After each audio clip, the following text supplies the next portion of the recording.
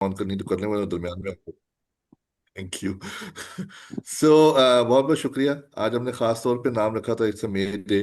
खास तौर पे नाम रखा था इसका आईज वाइड शट, जिसका मतलब यही है कि हमने बिल्कुल इग्नोर किया हुआ है इस पूरे पूरे के पूरे चैप्टर को। I'm fortunate enough to sit with the several policy makers, तो उन लोगों ने जब मुझे बहुत सारे इंटरनेशनल ऑर्गेनाइजेशन के भी डॉक्यूमेंट्स दिखाए, तो labour is a by product, कि जी ये होगा तो लेबर हो ही जाएगी।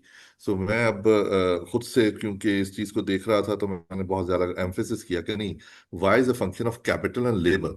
सो हमें लेबर का एक पूरा इवेंट, एक पूरा का पूरा पॉलिसी बनानी चाहिए, हमारी इंटरवेंशन जो लेबर के थ्रू, लेबर होगी तो फिर एम्प्लॉयमेंट होगी तो फिर ग्रोथ आएगी।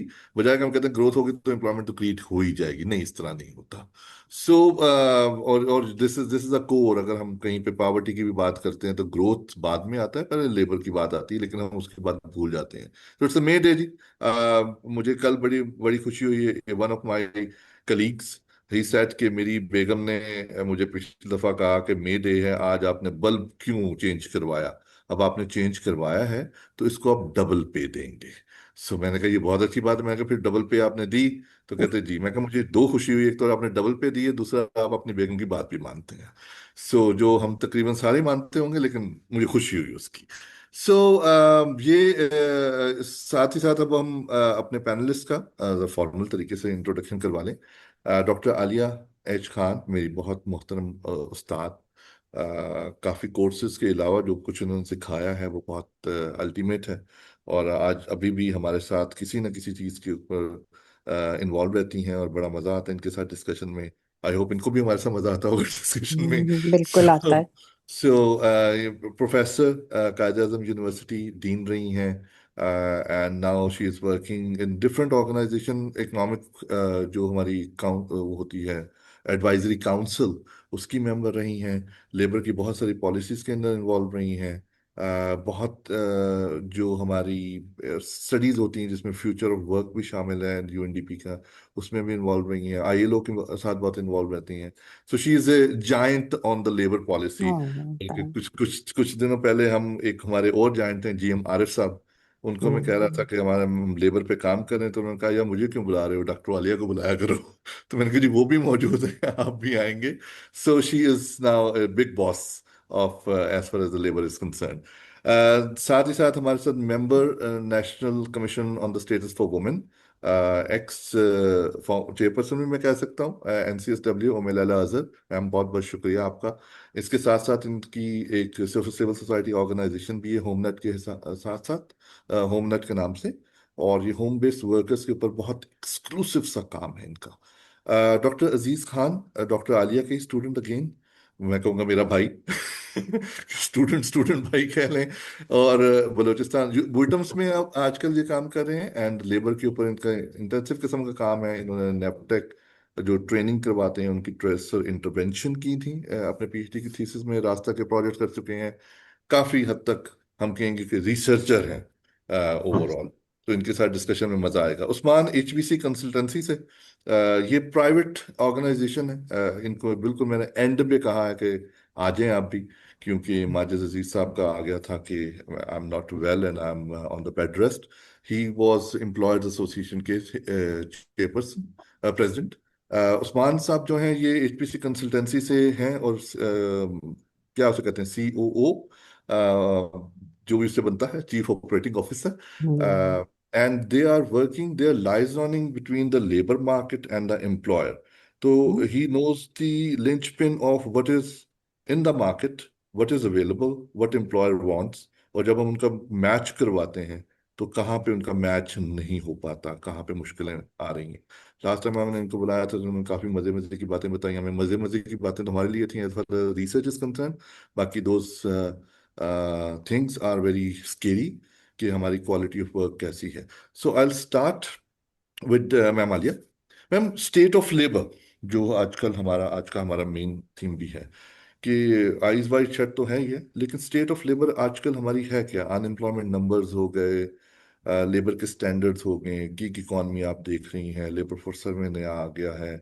अभी तक भी हमने लेबर फोर्स सर्वे बहुत अच्छा होता है, हैट्स ऑफ टू देम, लेकिन कुछ रह भी जाता है। तो ओवरऑल एक नटशेल में अगर आप स्टेज सेट कर दें ताकि बाकियों से क्वेश्चनिंग में आसानी हो जाएगी फिर। जी मैम।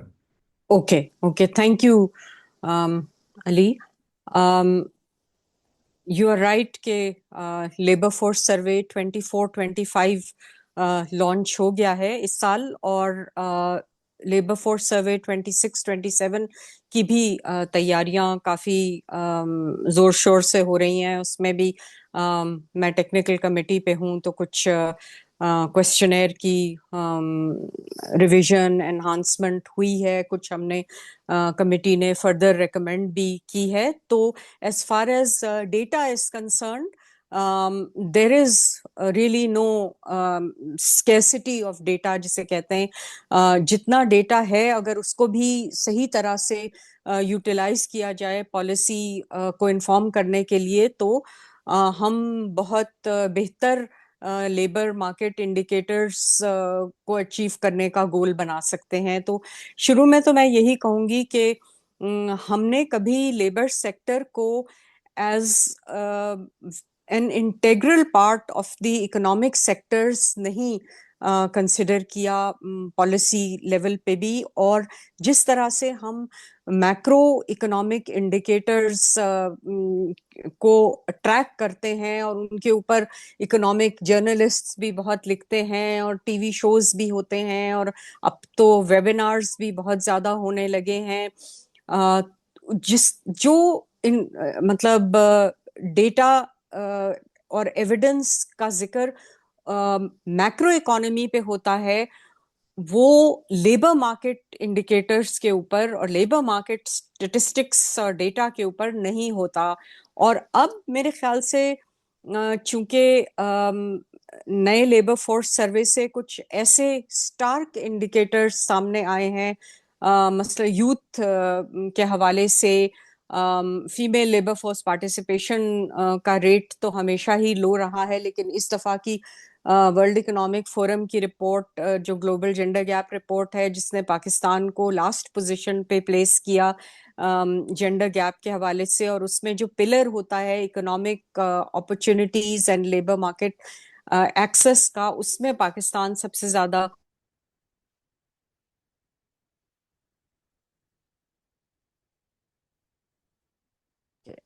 अच्छा, अब आवाज आ रही है? यस। Okay okay. तो उसके बाद बहुत हाई लेवल से एक ड्राइव शुरू हुई कि what is really the problem with female labour force participation in Pakistan, जो कि अभी तक 25% भी टच नहीं किया है। इस LFS में कोई 24% के करीब वो रिकॉर्ड हुआ है, लेकिन ये कि 25% जो कि एक इतनी बड़ी पॉपुलेशन के साथ, इतनी बड़ी वर्किंग एज पॉपुलेशन के साथ फीमेल्स की बहुत ही एक यानी पैथेटिकली लो नंबर है। तो ऑल एंड ऑल अब फोकस जो है वो लेबर मार्केट और state of the labour market के ऊपर हो रहा है, which is a very positive sign. थोड़ा सा मैं नंबर्स के बारे में अगर आप मालूम करना चाह रहे थे, तो पाकिस्तान की जो वर्किंग एज पॉपुलेशन है वो 10 इयर्स एंड अबव से काउंट होती है, और ये बाकी मुल्कों में 15 इयर्स एंड अबव से होती है। लेकिन पाकिस्तान में चूंकि चाइल्ड लेबर का इशू भी रहा है और चाइल्ड लेबर का एक्सक्लूसिव सर्वे नहीं इतनी फ्रीक्वेंटली कराया जाता, लिहाजा वर्किंग एज पॉपुलेशन को 10 इयर्स एंड अबव ही रखा है, ताकि एक एटलीस्ट एक मेजर चाइल्ड लेबर के बारे में भी या वर्किंग चिल्ड्रन के बारे में भी हम वहां से इन्फर कर लें। तो अगर वर्किंग एज पॉपुलेशन के हवाले से हम लेबर फोर्स कैलकुलेट करें, तो पाकिस्तान की इस वक्त अराउंड 83 मिलियन की लेबर फोर्स है, और जो उसमें इशू है वो ये है कि इवन दो पाकिस्तान की टोटल पॉपुलेशन में और वर्किंग एज पॉपुलेशन में ऑलमोस्ट जेंडर पैरिटी है, यानी equal share of males and females है, लेकिन जब हम लेबर फोर्स की बात करते हैं तो वहां पर बहुत बड़ा गैप नजर आता है। और लेबर फोर्स जो है 83 मिलियन की लेबर फोर्स में से 63 मिलियन मेल्स हैं, which means that 63 million males are either employed or unemployed but actively looking for work, and only about 20 million females who are either employed or looking for work. अब इसमें बहुत सारे issues हो सकते हैं और उम्मे लैला इस पे ज्यादा बेहतर एक्सपैंड भी कर सकती हैं कि डेफिनेशनल इश्यूज हैं, क्योंकि लेबर फोर्स सर्वे एक हाउस होल्ड सर्वे है और सारी दुनिया में इसी तरह से होता है। तो जो रिस्पोंडेंट होते हैं वो usually head of the house hold होते हैं, और वो फीमेल्स की लेबर फोर्स पार्टिसिपेशन के बारे में अंडर एस्टिमेशन की रिपोर्टिंग जो है वो करते हैं, एन्यूमरेटर को सही तरह से बताते नहीं हैं। मसलन एग्रीकल्चर में जो खवातीन काम करती हैं उसमें ज्यादातर उनको एज एग्रीकल्चरल वर्कर्स नहीं काउंट किया जाता, क्योंकि वो head of the house hold जो है वो उनको extension of house hold activities के हवाले से काउंट करते हैं और एज रिकग्नाइज्ड एग्रीकल्चरल वर्कर्स नहीं करते। तो एक तो ये बहुत बड़ा गैप है।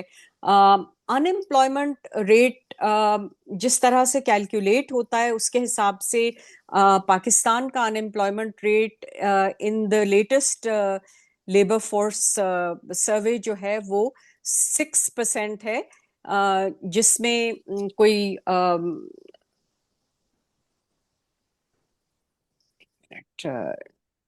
let me just get this.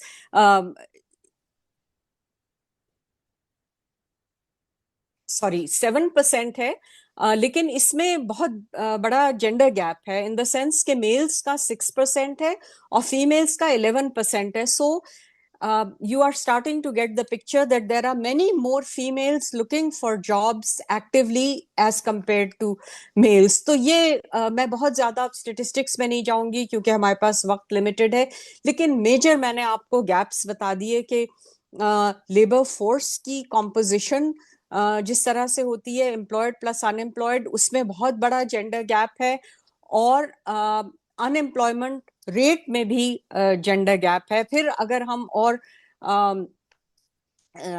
Statistics के ऊपर ज्यादा डीप डाइव करें तो वहां पर भी हमें जेंडर गैप नजर आता है, पे गैप भी है बिटवीन मेल्स एंड फीमेल्स। लेकिन इनफॉर्मल इकोनॉमी के हवाले से मैं क्लियर कर लूं कि लोगों का ख्याल होता है कि there are more females working in the informal economy than males, but that is not true.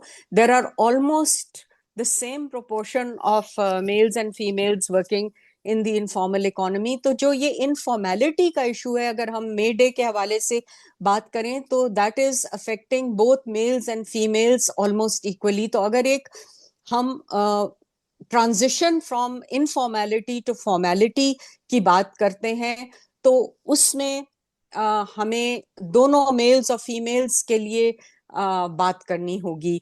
लेकिन on the other hand females जो हैं वो कुछ ऐसे ऑक्यूपेशंस में कॉन्सेंट्रेटेड हैं, से ऑक्यूपेशनल सेग्रीगेशन कहते हैं, जो कि by the very nature of work low paid and low quality jobs होती हैं। तो आई थिंक ये थोड़ा सा मैंने सिनेरियो सेटिंग की है to kickstart the conversation, and we can come back to these trends again. Thank you. Thank you very much ma'am. नहीं, आपने बड़ा अच्छा स्टेज सेट कर दिया और इसको अब आगे हम लेके चलते हैं। हमारे साथ डॉक्टर लुबना शहनाज आ चुकी हैं जी, प्राइड पाकिस्तान। Okay, अब तो चलें। प्राइड ऑफ पाकिस्तान कहें या प्राइड पाकिस्तान कहें, डॉक्टर लुबना मुझे पता है आपका कैमरा नहीं चल रहा, लेकिन आपकी आवाज़ अगर आ जाए तो बहुत अच्छी बात होगी, so that we can know that you can hear us and we can hear you as well. Doctor Lubna Shehnaaz.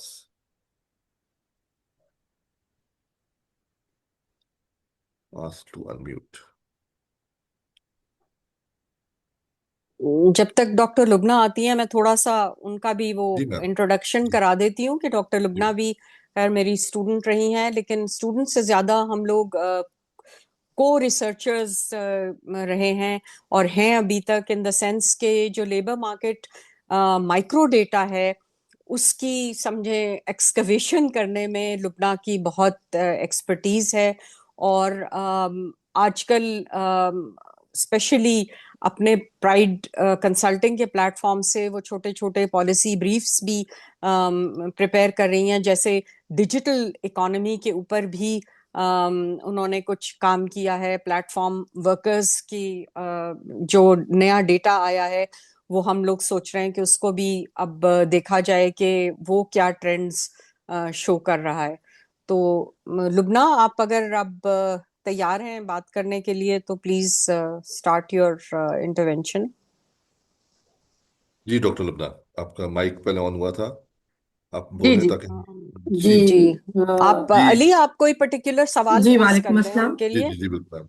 Ji, thanks for जी बहुत ज्वाइनिंग, शुक्रिया थैंक्स फॉर ज्वाइनिंग। अली, आपने आप मुझे इस फोरम के नहीं लिए नहीं चलिए, जो है आप वो इनवाइट किया। जैसे मैंने डॉक्टर। डॉक्टर आलिया ने लेबर मार्केट के बारे में बहुत ही कम्प्रिहेंसिव तरीके से पूरा उसको बहुत अच्छे तरीके से कवर किया है, उसकी लेबर फीमेल की मार्केट के हिसाब से भी और एक ओवरऑल भी। तो एक बड़ा अच्छा आप ऑडियंस के जी लिए वो बिल्कुल। उसका ओवरव्यू हो गया।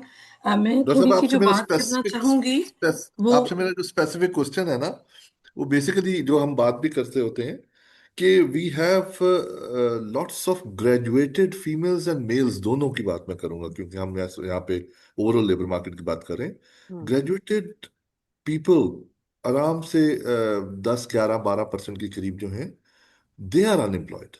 Y they are unemployed? क्यों उनको जॉब्स नहीं मिल रही हैं? जॉब मार्केट बहुत बुरी है, जॉब मार्केट में हंट नहीं करते हैं। मैं मालिया पढ़ाती होती थी, मैं जॉब सर्चिंग का भी, क्या वो सर्चिंग अच्छी तरीके से नहीं होता? जबकि नेशनल जॉब पोर्टल भी बना हुआ है, रोजी भी है, इंडीड भी है, बहुत सारे और भी पोर्टल्स आ चुके हैं। But we do not, we always see कि जी उनको जॉब्स नहीं मिल रही हैं या वो अनएम्प्लॉयड रह रहे हैं और बड़ी देर तक अनएम्प्लॉयड रहते हैं। फिर कोविड का इम्पैक्ट भी है, कोविड के बाद बहुत सारे लोगों ने उनको ले ऑफ भी कर दिया है।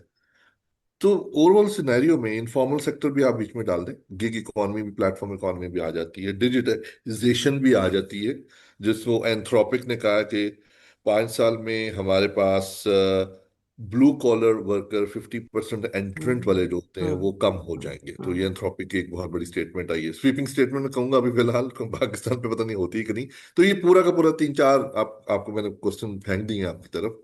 तो over to you. Thank you. जी बहुत शुक्रिया अली। जो आपका पहला पॉइंट है कि ये जो हमारी एजुकेटेड हैं अनएम्प्लॉयड हैं उनका, उनके बारे में, तो जो अगर हम देखें कि जैसे हमारे एजुकेटेड हैं जो यूथ हैं, तो उनकी जो अनएम्प्लॉयमेंट, इन पढ़ो लिखे को होना का एक मेन मसला ये है कि हमारे यहाँ जो यूनिवर्सिटीज में इनको स्किल दिया जा रहा है वो बहुत ज्यादा थ्योरी पे बेस्ड है। तो दुनिया बदल चुकी है, लेबर मार्केट बदल चुकी है। आपको मार्केट में जो स्किल जो है चाहिए वो प्रैक्टिकल चाहिए। तो हमारे यहाँ कोई स्कूल टू वर्क या एजुकेशन से वर्क इस तरह का कोई यूनिवर्सिटीज में या इस तरह से पढ़ाया नहीं जा रहा है। तो जब हमारा ग्रेजुएट मार्केट में आता है तो उसके पास उस तरह का प्रैक्टिकल स्किल ही नहीं होता कि वो मार्केट में अच्छी तरह से अब्जॉर्ब हो सके। तो चंद एक यूनिवर्सिटीज हैं, अगर हम अपने पाकिस्तान में ही देखें, और उनका प्राइवेट यूनिवर्सिटीज हैं मोस्टली, एक तो कि उनका जो पैटर्न है पढ़ाने का वो प्रैक्टिकल है। तो उनके ग्रेजुएट्स को आपके जॉब मिल जाती है, लेकिन ओवरऑल जो एक बड़ा बल्क है उनको जॉब नहीं मिलती है। तो इसकी एक बड़ी वजह वो ये है कि हमारी जो इस तरह का कोई मैकेनिज्म ही नहीं है कि हम अ, मतलब वो ग्रेजुएट उसके मुताबिक मार्केट के मुताबिक तैयार हो।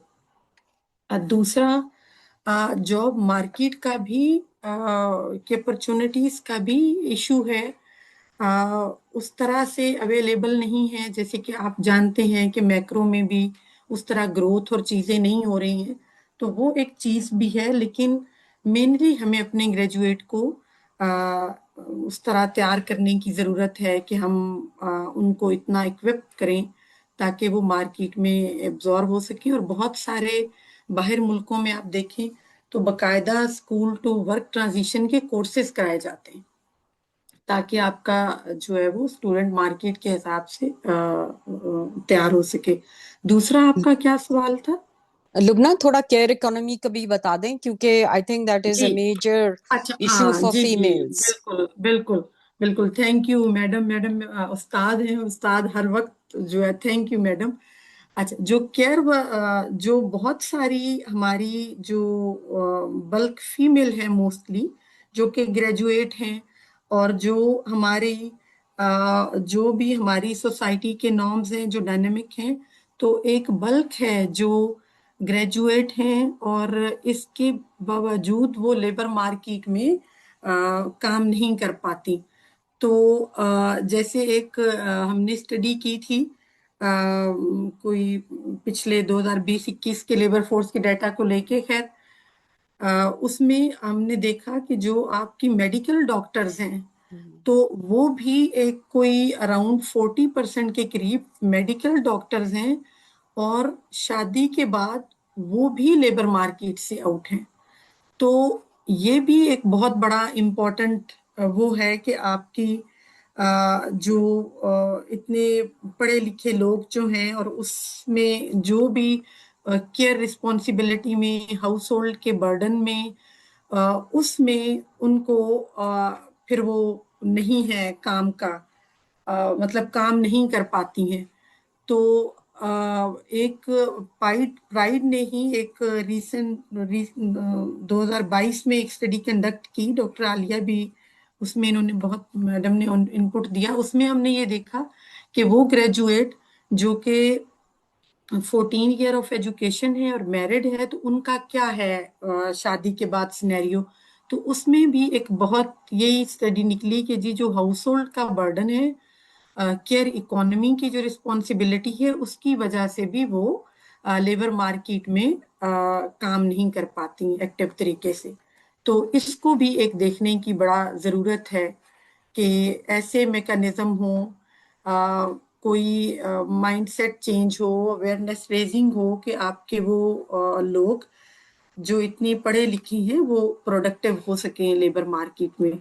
दूसरा Ali, ji just a supplementary intervention, ये जो केयर इकोनॉमी वर्कफोर्स है, that is a major, it can become a major source for employment in the care sector, लेकिन हमने उसको एक प्रोडक्टिव इकोनॉमिकल वर्कफोर्स के तौर पर देखा ही नहीं है।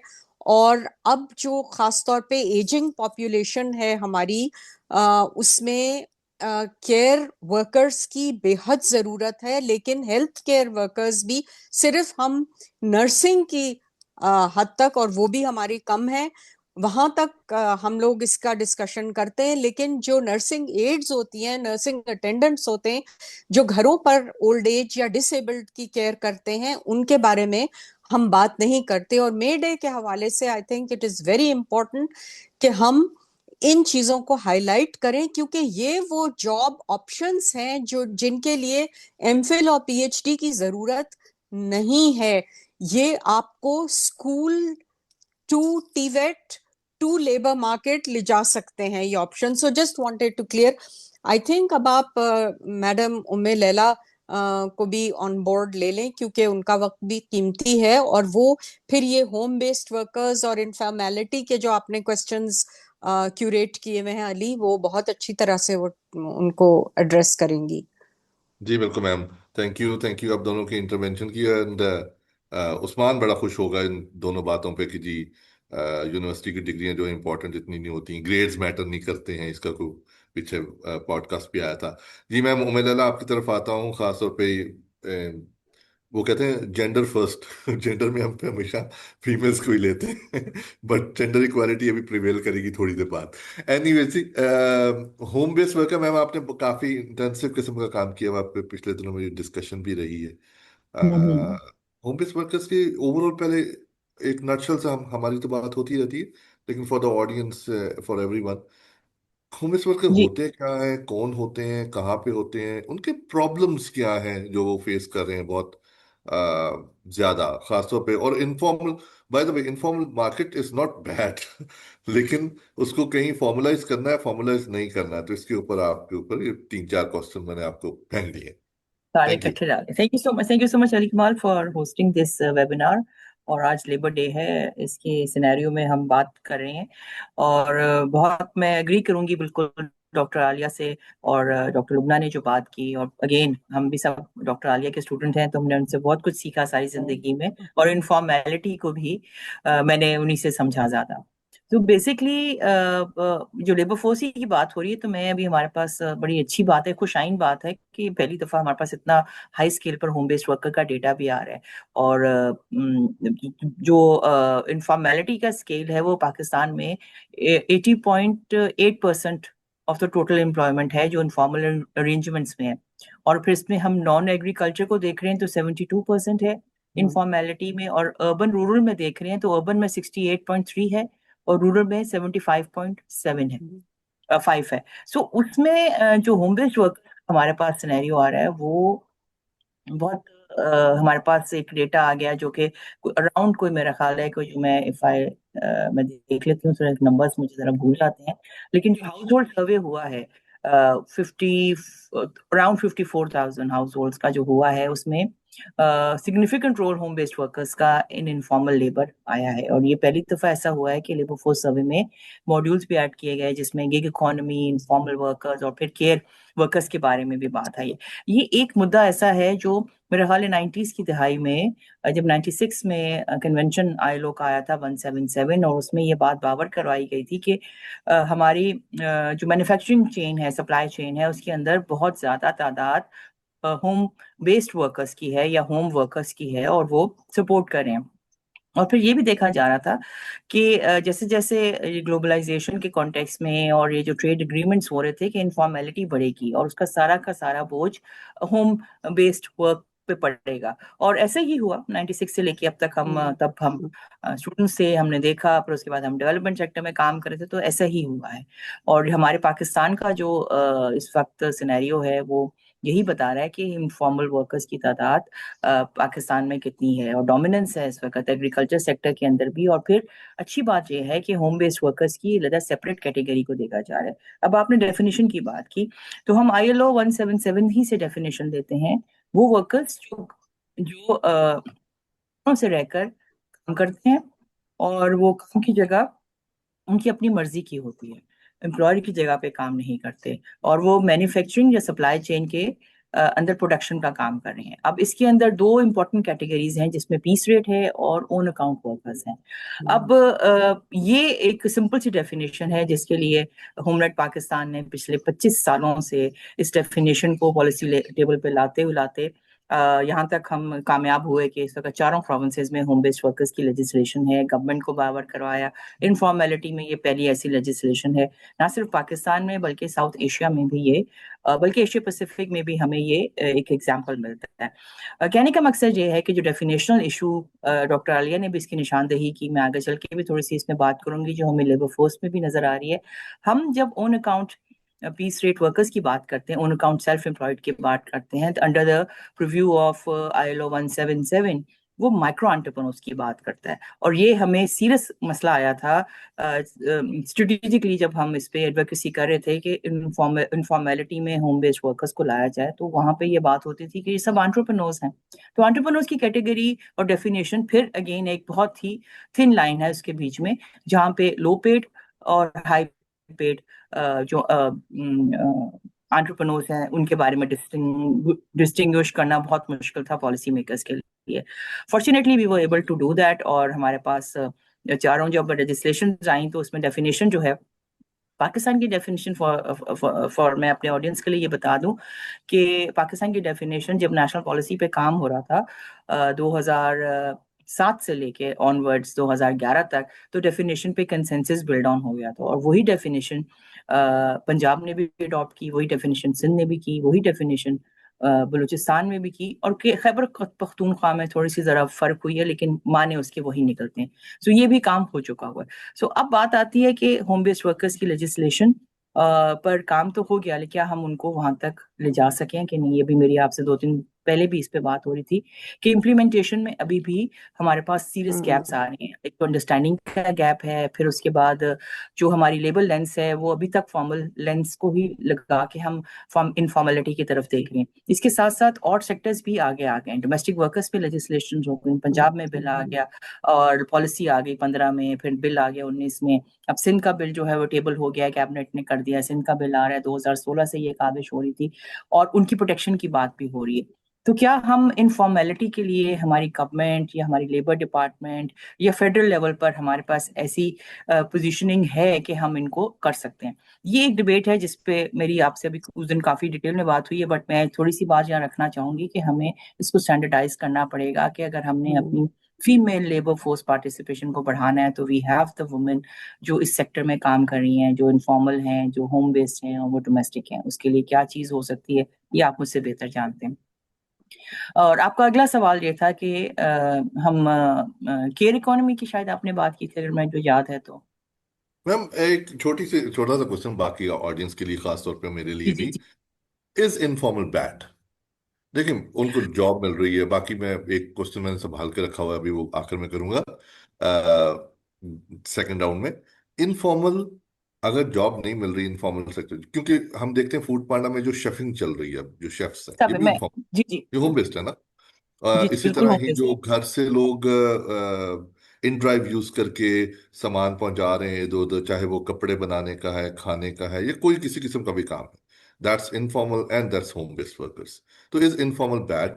हम इसको अच्छा इनफॉर्मल देखिए, ही रख मैं सकते अब हमने इतना कुछ देखा, हमने 2008 से जो इकोनॉमिक क्राइसिस हुआ उसके बाद, और फिर सारा कुछ हमने देखा कि बजाय ये इनफॉर्मल काम जो है कम होने के बड़ा है, गिग इकोनॉमी एक बहुत बड़ा सेक्टर दुनिया में आ चुका है, जिसको प्रोटेक्शन की बात हो रही है। और इस पे कोविड के दिनों में हमने भी आवाज उठाई थी, इस पे बात की थी, और फिर कुछ डेटा भी इकट्ठा किया था। उसके बाद अब जाहिर है कि उसकी प्लेटफॉर्म इकोनॉमी के लिए अब कन्वेंशन भी इसमें आ रहा है।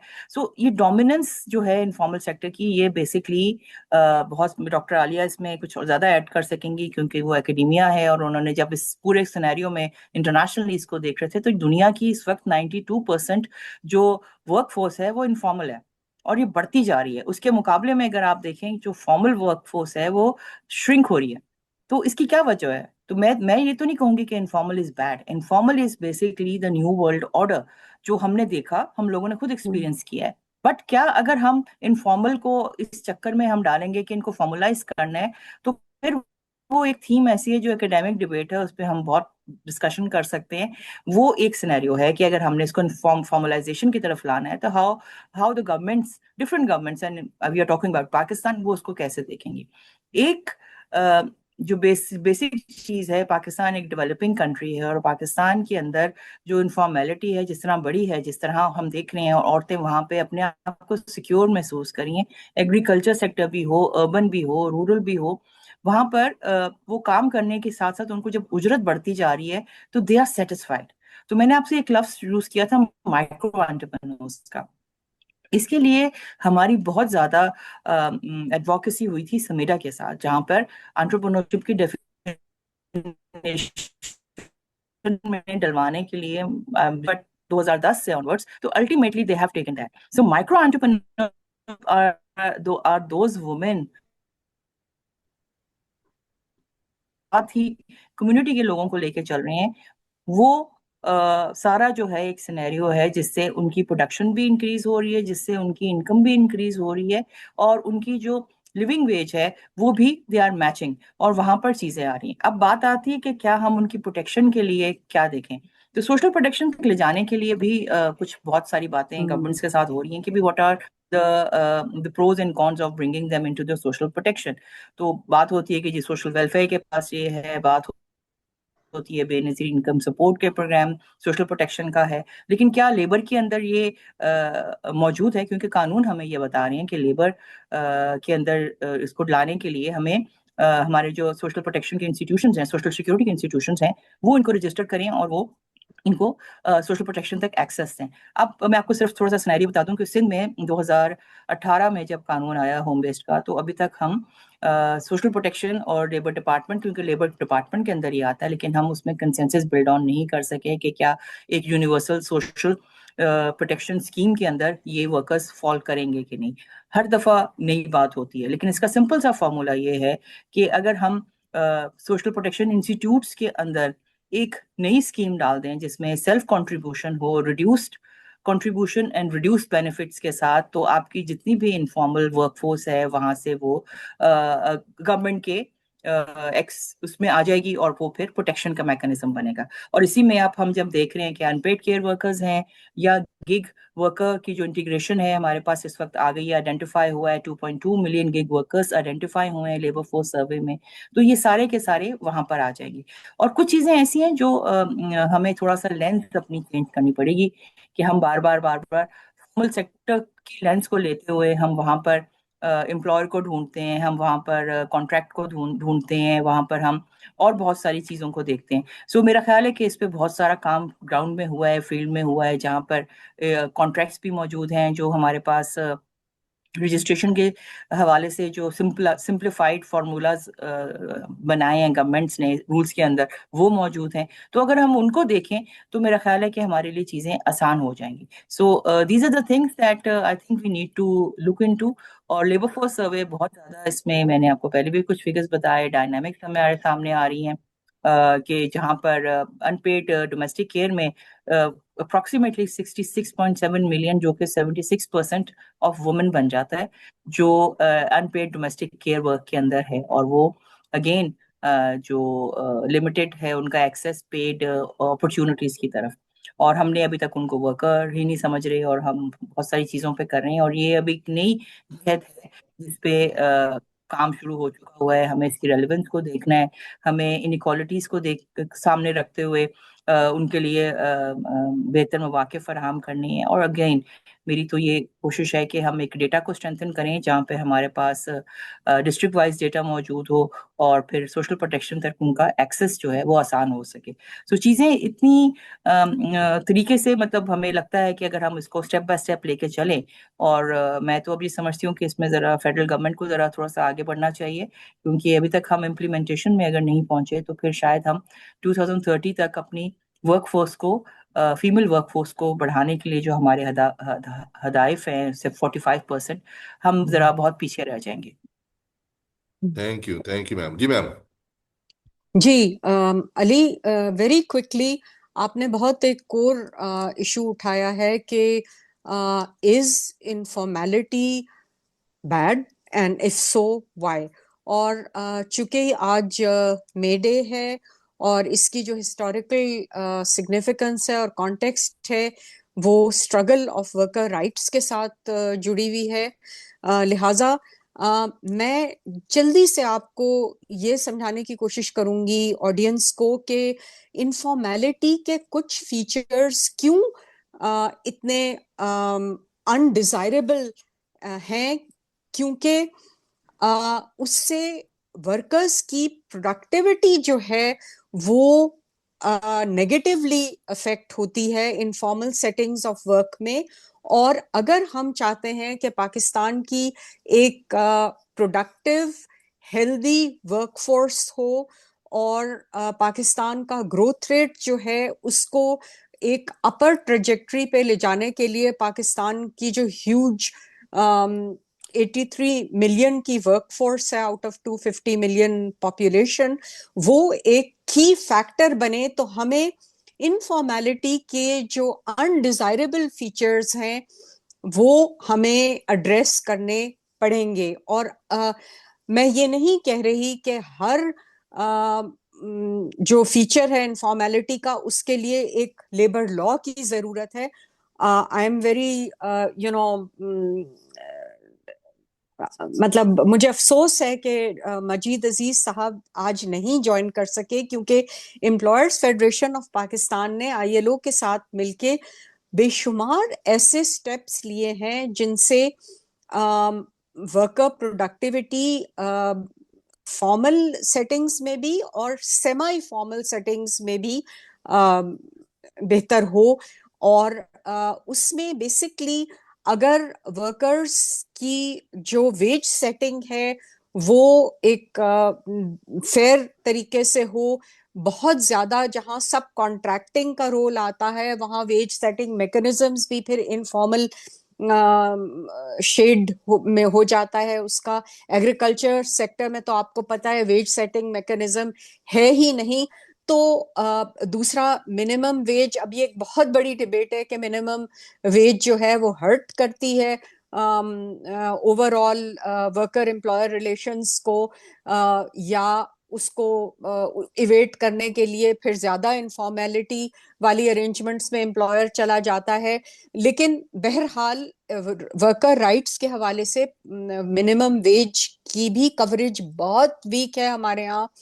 और फिर होता क्या है कि जब वर्कर्स को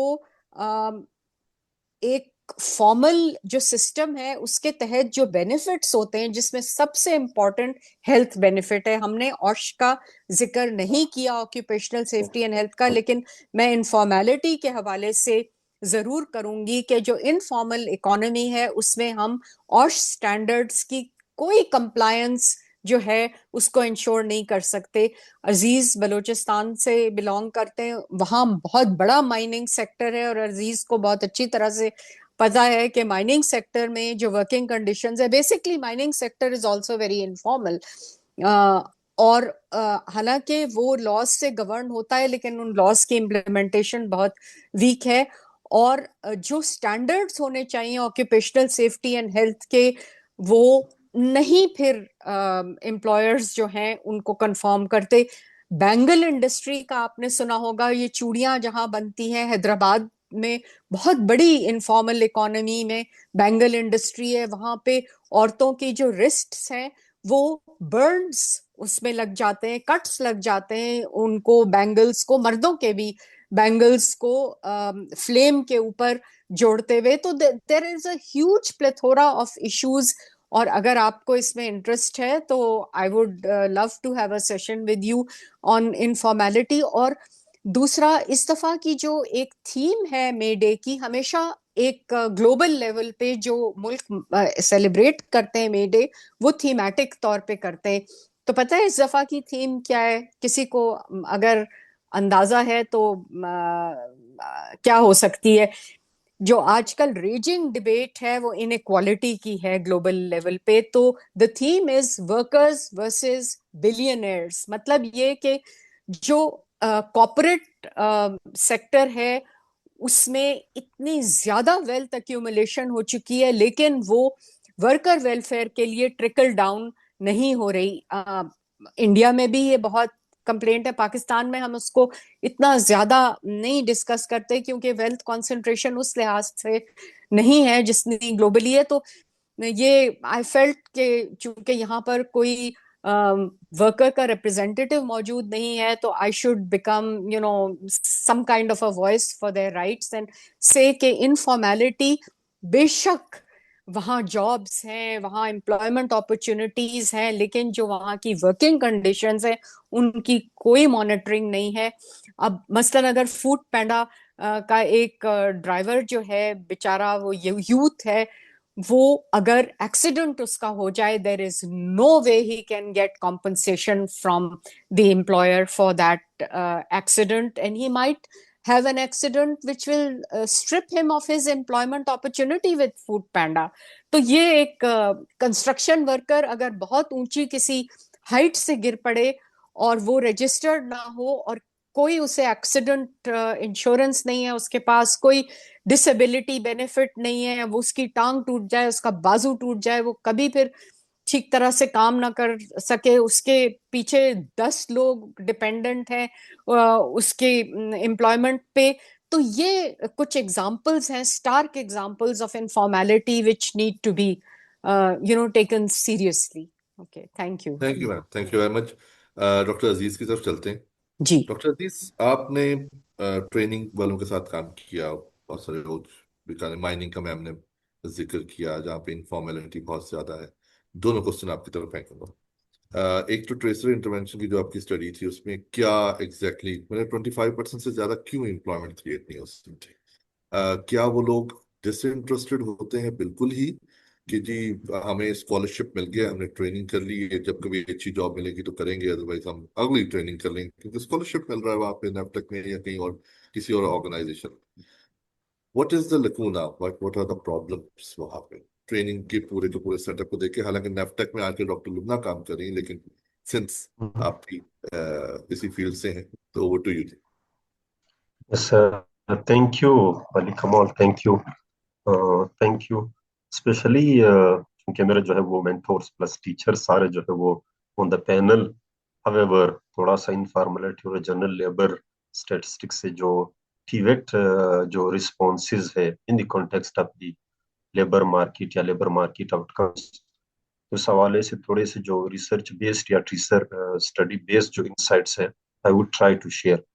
अगर मैं बात कर लूँ नेव टीटीसी के स्पेशली 2025 की जो स्टैटिस्टिक्स है, तकरीबन 71,000 जो है वो लोगों को जो है वो ट्रेनिंग जो है वो डिसमिनेट किए गई। इनरोलमेंट तकरीबन इतनी ही थी, जिसमें 43,000 के लगभग जो थी वो प्रोविंस ऑफ द पंजाब से हुई थी और कोई 6,000 प्लस जो है वो बलूचिस्तान से हुई थी। थोड़ा सा हमें कंपेरेटिव कॉन्टेक्स्ट में जो है मतलब वो स्टैटिस्टिक्स ताकि जो आम या हमारे जो सामीन है वो बेसिकली जो है उस चीज को जो अंडरस्टैंड कर सके। गुड। जो मुख्तलिफ ट्रेनिंग्स दे दिए गए तो बिल्कुल, तो वो ट्रेनिंग्स जो है वो अगर हम बात कर ले तो टाइप्स ऑफ ट्रेनिंग जो है ये मुख्तलिफ कैटेगरीज में डिस्ट्रीब्यूट किए जा सकते हैं। सपोज एक category I tech and IT trainings जो एक्सपेंड हो रहे हैं रैपिडली, चूंकि टेक्नोलॉजिकल इनोवेशन जो है वो आई हुई है। और एग्जांपल में देता हूँ AI है, मशीन लर्निंग है, साइबर सिक्योरिटी, डेटा एनालिटिक्स। इसी तरह जो है वो कन्वेंशनल और इंडस्ट्रियल जो स्किल्स है ये दूसरी कैटेगरी जो है वो जो न्यू टीटीसी जो है वो फोकस कर रही है, जिसमें जो है बिल्डिंग है, इसी तरह ऑटो मैकेनिक्स है, कंस्ट्रक्शन ट्रेड्स, एग्रीकल्चर वगैरह इसकी मशीनरी है।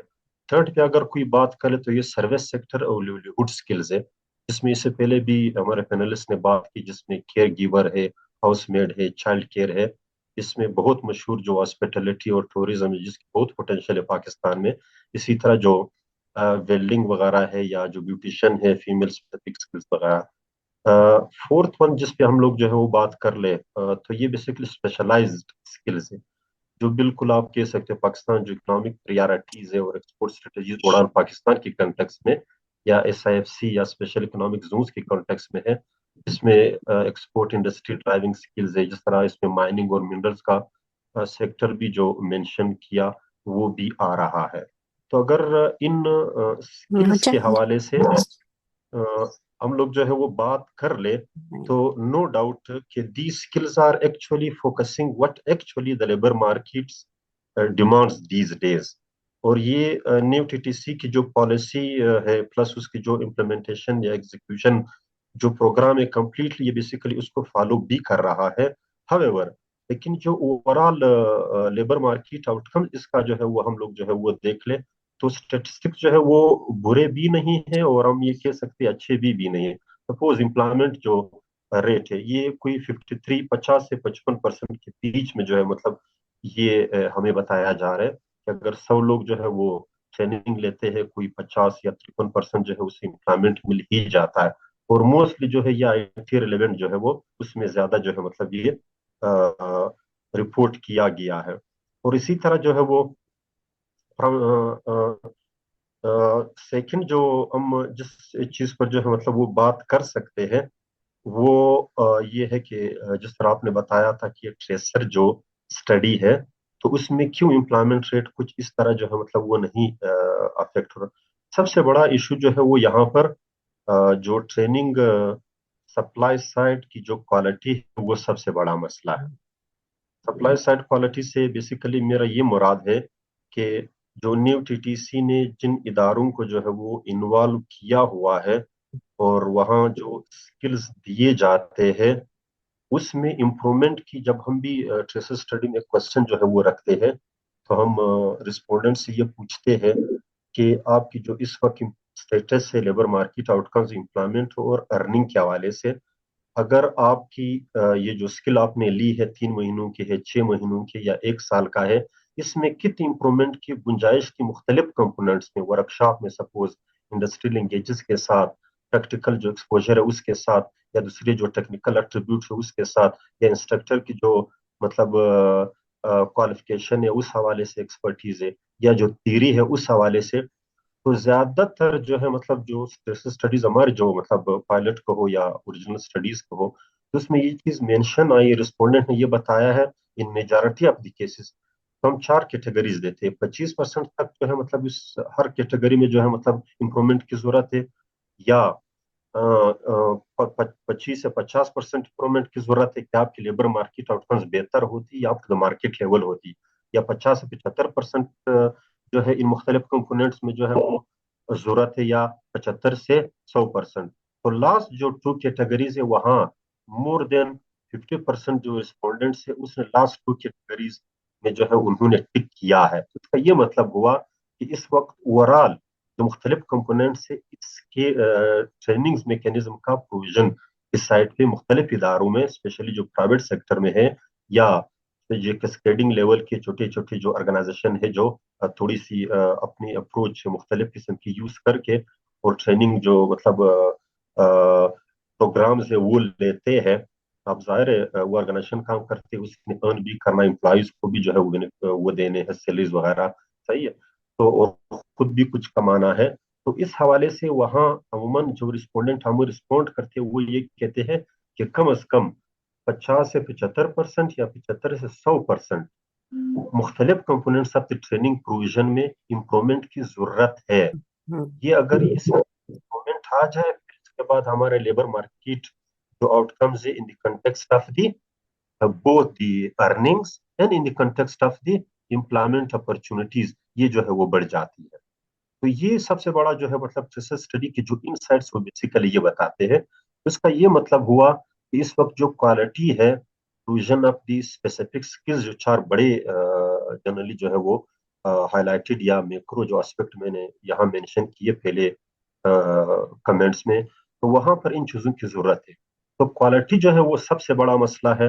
तो उसकी वजह से जो है मतलब हमारे पास जो है मतलब वो लेबर मार्केट जो आउटकम्स है वो इंश्योर नहीं हो रहा जो होना चाहिए था। सपोज अगर मैं कुछ स्टेटिस्टिक्स हवाले से दे दूं कि जो TVET ग्रेजुएट से उसकी जो इनकम अर्निंग है वो हम आमतौर पे 38% जो है वो 50,000 या 50,000 से ज्यादा जो है मतलब वो अर्न कर सकते हैं, और इस तरह 20 से 22% जो है वो सिर्फ 31 से 50,000 के बीच में पर मंथ लेबर मार्केट उसे इनकम जो है वो प्रोवाइड करके दे देते हैं।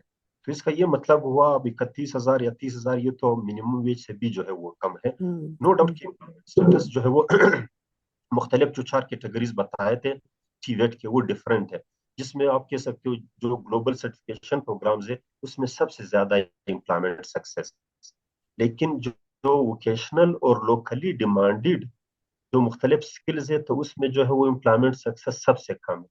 जो कुछ स्पेसिफिक स्किल्स में शायद 15 से 20% तक जो है वो आ रहे हो, उसको कोई फायदा ही नहीं है आमतौर पे। तो दूसरी तरफ जो है वो जब भी हम लोग जो है वो देखते हैं कि जो एम्प्लॉयमेंट जो रेट है या रेंज था जिस तरह बताया गया था ये 50 से लेकर 71 या 72% तक चला जाता है, लेकिन हम लोग जो है मतलब एम्प्लॉयमेंट रेट और उसके साथ एवरेज इनकम की जो है वो रिलेट कर दे तो अजीब किस्म की स्टेटिस्टिक्स के साथ या पैनल के साथ या जो हमारा ऑडियंस उसके साथ शेयर करना चाहता हूँ। अगर प्रोविंस वाइज हम लोग चले, एम्प्लॉयमेंट रेट TVET के हवाले से 50% के करीब है सिंध में, लेकिन सिंध में एवरेज जो इनकम है TVET स्किल्ड लेबर फोर्स के लिए वो 28,000, 25 से 28 या 30,000 है। इसका ये मतलब हुआ कि even minimum wage compliance on the statistics of this average monthly income जो है मतलब वो वायलेट हो रहा है।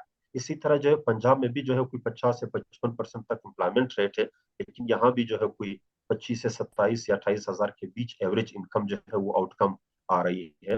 Labour market outcomes TVET skilled qualified individuals के साथ। बलूचिस्तान जो है वो यहाँ पर थोड़ी सी स्टेटिस्टिक जो है वो डिफरेंट है, शायद डिस्पर्स एरिया हो या वो एरिया हो, थोड़ी सी एम्प्लॉयमेंट रेट ज्यादा शो हो रही है, शायद जरूरत भी हो, इस तरह माइनिंग सेक्टर है या बाकी जो अदर स्पेसिफिक जो मतलब एक्टिविटीज है, इस हवाले से 55% के करीब जो एम्प्लॉयमेंट रेट है। लेकिन यहाँ जो मंथली इनकम जो स्टेटिस्टिक्स है वो भी कोई 25-26 हजार के बीच में है, सबसे कम केपी में आ रहा है, शायद वह बिल्कुल इंसर्जेंसी ठीक है, हो या बिल्कुल ठीक है जी। इश्यूज हो। जी तो दीज आर काफी some of the points that we could actually जी, काफी आपने प्रेजेंट। प्रॉब्लम्स आइडेंटिफाई कर दिया। Doctor Lubna, if there is a quick comment, otherwise I move to Usman, क्योंकि हमें तकरीबन हाँ, कुछ टाइम भी है। जी हो गए हैं। जी, बहुत शुक्रिया अली, बस मैं आपका 1 मिनट लूंगी। जी ये अभी अजीज ने बड़ा अच्छा बता दिया क्वालिटी वगैरह के हवाले से। तो मैं थोड़ी सी एक टीबट की ओवरऑल जो हमारे यहाँ पूरा एक लैंडस्केप है, जिसका स्केल है, बात करना चाहूंगी। तो अभी जो अगर हम लेबर फोर्स सर्वे से हम ये देखें कि जो हमारी यूथ है 15 से 24 साल की, तो वो 46 मिलियन आपकी पॉपुलेशन है। तो हमारा एक हम कहते हैं कि नीट यूथ, वो वाली यूथ जो ना एजुकेशन में है, ना कोई ट्रेनिंग ले रही है और ना कोई एम्प्लॉयमेंट में, तो इसका एक नीट का कॉन्सेप्ट है। तो अगर हम अपनी इस टोटल जो 46 मिलियन यूथ है 15 से 24 की, उसमें देखें तो 13 मिलियन हमारे नीट हैं। और अगर हम उस 13 मिलियन नीट जो कि 1 करोड़ 30 लाख बनते हैं, अगर हम उसको मजीद डीप डाउन जाएं तो 50% वो यूथ है जिनकी एजुकेशन नो फॉर्मल एजुकेशन और बिलो प्राइमरी है। और अगर हम 2 सालों का कंपैरिजन करें तो जो हमारी नीट यूथ है वो ओवरऑल कम हुई है, लेकिन वो फीमेल की कम हुई है। मर्दों की जो नीट यूथ है वो ओवरऑल पाकिस्तान में और चारों सूबों में ये बढ़ती जा रही है। तो ये एक बड़ा कंसर्न है। और जो हमारा ये टीबट का रजीम है, जो पूरा टीबट का लैंडस्केप है, नेफ्टेक, टीबट, जितने भी अदारे हैं, वो जो प्रोड्यूस कर रहे हैं जो ट्रेनीज, वो कोई 5 लाख के करीब हैं। तो हमें इसको क्वालिटी के साथ ये चीजें भी देखनी होंगी कि ये जो इतना बड़ा ह्यूज एक हमारा बल्क है, उसको हमें आने वाले वक्तों में किस तरह कैटर करना होगा। तो स्केल में इसी तरह जब मुल्कों में ये इशू आया तो उन्होंने अब स्केल पे और इस तरह बात करनी शुरू कर दी है। तो ये एक मैं पॉइंट लाना चाह जी जी, रही थी बिल्कुल कि सही। इतनी नीट बड़ी नीट का मेरा इसके लिए अब आपको सोचना अगला होगा। थैंक अगला यू। क्वेश्चन मेरा आपसे नीट पे ही था, आपने पहले उसका जवाब दे दिया। गुड हो गया, अच्छी बात हो गई। उस्मान, एक मिनट आ, अली, जल्दी से मैं बताऊं कि लुबना ने खुद मेंशन नहीं किया, लेकिन इन्होंने एक बहुत लार्ज स्केल सर्वे कराया है ट्रेड एसोसिएशंस का, जो सेक्टर वाइज, और उनकी जो अपटेक है of the trained workers, prospective workers or youth from the government, public sector and private sector institutions, वो बहुत miserable है. They are not picking up the graduates of our TVET training system. तो वो चलें उसके ऊपर कभी एक और जी मैम, वेबिनार कर लेंगे। बट यू सी, वो इन्वेस्टमेंट इतनी हो रही है, इंफ्रास्ट्रक्चर है उन टीवेट इंस्टीट्यूट्स का, फैकल्टी है, बिल्डिंग्स है, लेकिन वहां से जो प्रोडक्ट निकल रहा है वो एम्प्लॉयर्स को पसंद ही नहीं आ रहा। वो फिर थर्ड पार्टी से एम्प्लॉय मतलब वो ट्रेन करवाते हैं और लेते हैं। सो पैरेलल में 2 स्ट्रीम्स चल रही हैं।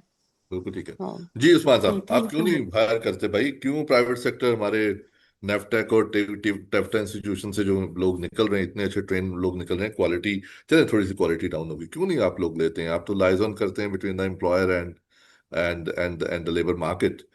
मुश्किल क्या आ रही है? क्या, क्यों क्यों, क्वेश्चन वही है, क्यों नहीं हायर करते भाई?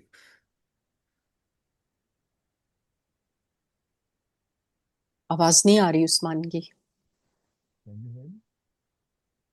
हाँ, जरा आवाज अपनी ऊंची कर लें या वॉल्यूम ऊपर करें, माइक के करीब आए, कुछ करें। ओके, अभी आवाज आ रही? अब जी आ जी, रही है, आ रही अब आ है। रही है। ओके। सो अस्सलाम वालेकुम सबसे पहले तो, उसके बाद जो क्वेश्चन है उसको उसकी तरफ आते हैं। जब आप बात करते हैं कि लाइजोन का, definitely we are helping employers and employees, लेकिन यहाँ एम्प्लॉयर की डिमांड ज़रा डिफरेंट होती है, वो पैसे कम देना चाहता है। जैसे अगर हम इस्लामाबाद की बात करें या पंजाब की बात करें, I believe the minimum wage is 37,000। अगर हम सिंध वाली साइड पे चले जाएं तो 40 है। अगर हम यही एम्प्लॉयर से बात करें ना, आप कितना एक लेबर को देना पसंद करेंगे, तो वो 20 से ऊपर नहीं जाना चाहते। And when you talk about employ, वो 60 से नीचे लेना नहीं चाहता। तो ये बहुत बड़ा मिस मैच है। फिर हम, हमारा रोल थोड़ा सा दरमियान में आता है, हम दरमियान में कोशिश करते हैं कि इनका मिलाप करवाने की और निगोशिएट करवाते हैं, फिर हो जाता है। मैं थोड़ा सा आपको इवन यस्टरडे और डे बिफोर यस्टरडे की बात करता हूँ। मुल्तान से हमारे पास क्वेरी आई, and these are skilled, yes, skilled labour की भी मैं बात साथ साथ करूंगा, इनफॉर्मल लेकिन स्किल्ड लेबर। रेस्टोरेंट को हम हेल्प करते हैं, रेस्टोरेंट स्टाफ प्रोवाइड करते हैं। And you know they were ask, the restaurant was asking me कि हमें जी 8 लोग चाहिए, और उसमें से हाईएस्ट जो सैलरी थी वो मैनेजर की थी। And he wasn't, he said 60,000। हमने कहा जी 60 पे तो आपको नहीं मिलेगा। एटलीस्ट एक मैनेजर जिसके पास 8-10 साल का एक्सपीरियंस है, एटलीस्ट 100 को तो टच करो। बड़ी मुश्किल से जी हमने उसको 80 पे मनाया। और जो एक्चुअली जॉब करना चाह रहा था वो 150 से नीचे बात ही नहीं करना चाह रहा था। उसकी भी बात ठीक है, 10 साल के एक्सपीरियंस के बाद भी अगर उसने 80,000 लेना है तो वो कैसे घर चलाएगा। एंड एम्प्लॉयर 60 से ऊपर नहीं जा रहा था। इसी को मैं दूसरी तरफ बात करूंगा कि जो कुक हैं, शेफ हैं, और इसी के साथ जो हेल्पर्स होते हैं, ये ऑफिस, ये रेस्टोरेंट पे जो आपके लोग काम कर रहे होते हैं, उनकी सैलरी उन्होंने 15 से 20,000, just ridiculous, sorry I am using this word, लेकिन 20,000। और काम भी इनका 8 आवर्स का नहीं होता। पाकिस्तान में, अगर मैं एक रैंडम क्वेश्चन फ्लोट करता हूँ, अगर कोई कमेंट में बताना चाहे कि पाकिस्तान में minimum average salary per hour, किसी को अगर आइडिया तो वो इधर मेंशन कर दे, थोड़ी देर बाद मैं बता दूंगा। लाइक मिनिमम सैलरी की भी अगर बात करें, आर्ली की बात करें, we are not actually paying our employees to that particular money. तो हम उस सैलरी देना ही नहीं चाह रहे, हमारे एम्प्लॉयज एक्चुअली देना ही नहीं चाह रहे। ये बहुत बड़ा मिसमैच है। आप स्किल्ड की बात कर रहे हैं, जो नेवटेक से निकल रहे हैं, अदरवाइज उनके पास स्किल्स हैं। आईटी की बात कर लें तो आईटी की सैलरी, अगर कोई स्टूडेंट बैठा हुआ है वो बता दे जी। अभी few days back I was at Barry, और एक कॉर्पोरेट सेक्टर में भी मैं ट्रेनिंग दे रहा था। चले पहले मैं एक यूनिवर्सिटी की बात करता हूँ। When I was delivering a lecture, मेरे स्टूडेंट से बात हुई थी कि जी आप what do you think, it was on career counselling. तो मैं उनकी काउंसलिंग भी कर रहा था, उनको गाइड भी कर रहा था कि भाई आप क्या एक्सपेक्ट करें, what would be your salary. कहते सर हमने अप्लाई किया है, 25 से ऊपर कोई नहीं देना चाह रहा। एंड दीज आर ग्रेजुएट्स, एक बैचलर्स बीबीए करने के बाद, और सिर्फ बीबीए नहीं था उसमें, इकोनॉमिक्स के भी बैठे, सप्लाई चेन के भी स्टूडेंट थे। एंड दे वर सेइंग कि हमने जहां भी अप्लाई किया, we are in 7th semester, they have started applying, 25 से ऊपर उनको कोई सैलरी नहीं दे रहा। किसी का कोई रेफरेंस है तो वो 35-40 तक पहुंच जाएगा। बैंक ने भी जी अभी नया काम स्टार्ट किया हुआ है, OG3 से भी नीचे उन्होंने OG4 शायद स्टार्ट कर लिया, या कुछ ऐसी स्टार्ट कर दी, जिसको इंटर्न कह लें या वो मैनेजमेंट ट्रेनिंग ऑफिसर कह लें उसको। तो वो इस तरह की डेजिग्नेशन स्टार्ट कर दी है कि हम इसको 1 साल ट्रेन करेंगे, 5,000 उसके बाद सैलरी बढ़ जाएगी, और उसको हम परमानेंट हायर कर लेंगे।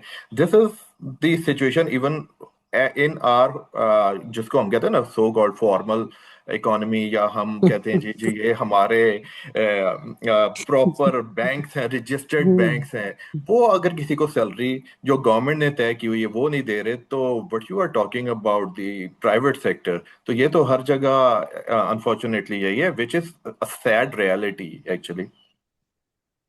उस्मान, आप बाहर भी कोशिश करते रहते हैं कि जी किसी तरह हम लोगों को बाहर भेजें, तो वहां पे आपने मुझे बताया था कि काफी मुश्किल आ रही है, लेबर की क्वालिटी नहीं मिल रही, वहां पे वेजेस नहीं मिलती, तो वो क्या असल में सिलसिला है? उसमें ये इशू है कि हमारे लोगों को जो स्किल्स आती हैं वो actually demand is something different, और हमारे लोग कुछ नया सीखना नहीं चाह रहे। हाँ, वो आईटी की बात करें, ये तो थैंक्स टू अल्लाह के लास्ट टाइम ये जो लास्ट लास्ट ईयर वार हुई और हमने साइबर की वजह से जीत ली, हम क्लेम तो करते हैं ना। तो वो जो वार का इम्पैक्ट आया था कि साइबर सिक्योरिटी की वजह से हमने जीती और एआई थोड़ा सा इन्वॉल्व हो गया, तो उसकी वजह से अब स्टूडेंट्स में रुझान आ चुका हुआ है। वो मैनेजमेंट का स्टूडेंट है, वो कहता है मैंने ये चीज सीखनी है, मैंने एआई सीखना है। एआई सिर्फ चैट जीपीटी नहीं, उसके बैक एंड पे कैसे काम हो रहा है, बॉट्स पे कैसे काम हो रहा है, वो लोगों ने अब सीखना शुरू कर दिया है। अदरवाइज हम लोग एक ही डायरेक्शन पे लगे थे, अच्छा जी बीबीए करना है, एमबीए करना है, उसमें मार्केटिंग करनी है, एचआर करनी है, फाइनेंस करनी है, सप्लाई चेन, प्रोजेक्ट मैनेजमेंट, बस बात खत्म हो गई। अच्छा सीखना नहीं है अनफॉर्चुनेटली। अगेन मैं उसी ट्रेनिंग की बात करूंगा, few days back which I was giving. तो उसमें मेरी जब स्टूडेंट से बात हुई, कहते जी हमें आके टीचर्स किताब पढ़ा के चले जाते हैं। अभी थोड़ी देर पहले भी ये बात हो रही थी, आई बिलीव ओमी लैला ने बताया था कि ग्रेड्स अब मैटर नहीं करते हैं। यही शायद मैं भी काफी सालों से चीख रहा हूँ भाई, ग्रेड से नौकरियां नहीं मिलती, आपकी स्किल से लोग नौकरियां मिलती हैं। अब आहिस्ता आहिस्ता रुझान पैदा हो रहा है। अब वर्ल्ड वाइड अगर देखें तो यूनिवर्सिटीज में 7 to 8% डिक्लाइन है एडमिशन्स का। मैं जब ऑस्ट्रेलिया में था तो ऑस्ट्रेलिया में भी मेरा जो लैंडलॉर्ड था वो बताता है कि मैं जब 10th ग्रेड में था तो आई वॉज वर्किंग। हमारे यहाँ जब तक 25 साल का नहीं होता, अभी 15 से 24 साल वाली बात हो रही थी, तो हमारे जब तक वो हम लाड पे प्यार करके ना उसको 27 साल का बना के फिर कहते हैं होन जा जॉब कर। पता दिस इज नॉट राइट। मेरा बच्चा 9 years का था, मैंने उसको ये निबाह में ट्रेनिंग करवा दी। मैंने कहा जा बेटा जाके ये नौकरी तो नहीं, खैर इंटर्नशिप उसने कर ली। अब उसके 2 साल के बाद उसे इतना समझ आ गई कि मैंने पैसे बचाने हैं, उसके बाद 2-3 महीने की जॉब भी कर ली। When he was in 8th grade. अब 9th का उसने पेपर दिया, तो अब मैं उसको 2 महीने उसके पास एक तरह से फारिग है। मैंने कहा बेटा घर नहीं बैठना, करना है तो काम करो, घर बैठ के भी फ्रीलांसिंग कर लो। There is a fibre. हमारे लोगों को तो चीजों को भी नहीं ना पता हो कि भी हम उन चीजों में नहीं आते। फाइबर है, अपवर्क है, there are so many different platform. शुरू में बात कर रहे थे लिंक्डइन की। अभी मैंने लिंक्डइन की एक ट्रेनिंग दी है 12 हफ्तों में। हम तो कहते हैं ना एक दफा अकाउंट बना लिया हमें सारा कुछ आ गया। 12 हफ्तों की मैंने सेरा लोन में ट्रेनिंग दी है ऑनलाइन। और वो like just I am a mentor actually. तो उसमें मैंने 12 हफ्ते की सिर्फ एक चीज पे ट्रेनिंग दी है। हमारे लोग समझते हैं कि हमने एक चीज में अकाउंट बना लिया, फेसबुक पे बना लिया, इंस्टा पे बना लिया, लिंक्डइन पे, इंडीड पे, हमें सब कुछ आ गया। It is not a reality. हमें उसके डीप डाइव करना है, हमने सीखनी है चीजें। हम जब तक ये अपना एटीट्यूड चेंज नहीं करें, सबसे बड़ा मसला हमारे एटीट्यूड का है। हम एटीट्यूड अपना चेंज कर लें और हम ये समझना शुरू कर दें ना हमें कुछ नहीं आता, हमने सीखना है, हम बहुत कुछ सीख लेंगे। लेकिन जब हम कहेंगे ना हमें सब कुछ आता है, ऑनेस्टली हम आगे प्रोग्रेस नहीं कर सकते। मैं जैसे आपने भी बताया कि मैं डिफरेंट कंट्रीज से भी लोगों को हायर कर रहा होता हूँ। सबसे अच्छा मुझे रिस्पांस अफ्रीकन नेशन से आया, किसी और कंट्री किसी और नेशन से नहीं आया। पाकिस्तान, इंडिया, श्रीलंका, बांग्लादेश, यहाँ का एक तरह का ये एटीट्यूड है, वी नो एवरीथिंग। लेकिन वही अगर मैं अफ्रीका से मैं जब लोगों को हायर करता हूँ, इस सबसे आसान काम मुझे लगता है। उनको कुछ सिखाने की जरूरत नहीं पड़ती, वो कि खुद ही क्या पूछना शुरू कर देते हैं। वो जब क्वेश्चनिंग आप करते हैं तो आप खुद ही सीखने की कोशिश कर रहे होते हैं। That is the beauty of those people. And अभी भी मैंने अभी सियरा लोन के जिस पर्सन को ट्रेनिंग दी उसको मैंने अपनी ऑर्गेनाइजेशन में हायर कर लिया। वही चीज मैं पाकिस्तानियों को ऑफर जब करता हूँ, अभी again I am referring to actually 2 days before जो मैंने ट्रेनिंग सेशन दिया, there were approximately 20 guys sitting over there. Can you believe, मैंने ओपन ऑप्शन दी कि somebody wants to work for me. हम इंटरनेशनल ऑर्गेनाइजेशन है, इंटरनेशनली काम करते हैं, पाकिस्तान में भी काम करते हैं। सिर्फ एक रिप्लाई आया बड़ी मुश्किल से, और उसको मैंने कहा सीवी भेज दो। अभी तक सीवी नहीं आया इतने दिनों में। हमारे सीवीज भी तो तैयार नहीं होते अनफॉर्चुनेटली। जी बिल्कुल ठीक है उस्मान, हमें प्लेट में सारी की सारी चीजें चाहिए। मैं एक लास्ट क्वेश्चन सभी से पूछना चाह रहा हूँ। मैम बेशक आप आखिर में बताइए क्योंकि आपका एक वो कंक्लूडिंग वाला भी पॉइंट आ जाएगा। ठीक। स्टार्टिंग फ्रॉम डॉक्टर अजीज आपसे, अगर हमने 3-6 महीने में 1 साल में एक अच्छी खासी एम्प्लॉयमेंट क्रिएट करनी है, देखें गवर्नमेंट के पास पैसे पूसा कोई नहीं, अगर हम कहें गवर्नमेंट कुछ क्रिएट करेगी, अगर गवर्नमेंट चले गवर्नमेंट इन्वॉल्व भी हो जाती है, प्राइवेट सेक्टर इन्वॉल्व हो जाता है, सिविल सोसाइटी हो जाती है, इंटरनेशनल डेवलपमेंट पर, क्या करना चाहिए हमें एग्जैक्टली अगले 6 से 12 महीने में कि हमारे पास एक अच्छी लेबर फोर्स तैयार हो, ना सिर्फ तैयार हो, वो मार्केट में काम भी करे। इन द अजीज फर्स्ट साहब। Instance, thank you. जी बड़ा क्या कहते हैं, प्रॉब्लम सॉल्विंग क्वेश्चन है, no doubt. In the first instance काम करने का जज्बा बहुत जरूरी है, नंबर वन। मैं एक एग्जांपल देता हूँ। एग्जांपल इस तरह देता हूँ कि चूंकि मैं जिस एरिया में रहता हूँ डिस्ट्रिक्ट मशीन क्वेटा से एडजेसेंट है, तो यहाँ पर इस वक्त जो है वो अफगान रिपाट्रिएशन पॉलिसी स्टार्ट हुई है। अफगान रिफ्यूजीज यहाँ जो है वो काम कर रहे थे लेबर मार्केट में। तकरीबन एग्रीकल्चर सेक्टर की जो वैल्यू चेन है 5-6 कंपोनेंट्स वो उन्होंने ही संभाली रही। तो मैं अमूमन अपनी जो यूथ है यहाँ पाकिस्तानी, मेरे अपने इलाके के मेरे भाइयों से लेकर कजन से लेकर बाकी दोस्त या बाकी मेरे स्टूडेंट है उससे कहता हूँ कि आप लोगों ने अफगानियों से सीखना है। ये लोग यहाँ पर जो है न पाकिस्तानी सेनासी रखते हैं, न इसके पास जो है वर्क परमिट्स हैं, न जो है इसके पास किसी ने स्किल दिए है, इदारे बंद है, सब कुछ है। टेक्निकली भी ये लोग जो है मतलब हम लोगों से ज्यादा क्वालिफाइड है। अगर अच्छा मिस्त्री है पिशीन डिस्ट्रिक्ट में तो वो अफगानी थे। अगर एक अच्छा एग्रीकल्चर में जो है वो जो फ्रूट जो है वो कलेक्शन उसकी डिस्ट्रीब्यूशन करते थे, पिकिंग करते थे, वो अफगानी थे। सुबह सवेरे जब भी जो है नमाज के बाद अगर 10 गाड़ियां रोड पर होती थी तो उसमें 8 से 9 गाड़ियां अफगानियों की होती थी जो मार्केट और सुबह सवेरे चले जाते थे। तो ठीक ठाक उसकी लिवलीहुड जो थी वो सपोर्ट थी। डिस्पाइट द फैक्ट किसी इंस्टीट्यूशनली लीगली किसी हवाले से जो है मतलब वो सिक्योर नहीं थे एज कंपेयर टू अस। उसके राइट्स हो, मिनिमम वेजेस हो, जो कुछ भी हो। तो this is one of the you know that a good message, an effective message through this webinar I could give to our youth. काम करो, जज्बा जो है वो ले आओ, बाकी चीजें जो सपोर्टिव है, ईच एंड एवरीथिंग अपॉर्चुनिटीज जो है वो क्रिएशन अपने लिए बहुत जरूरी है। This is the only message on this labour day I could thank our youth special. ठीक, थैंक यू अजीज साहब। जी उमेद अला, आप खासतौर पे होम बेस्ड वर्कर का भी एम्प्लॉयमेंट हमने इंक्रीज करनी है उनको।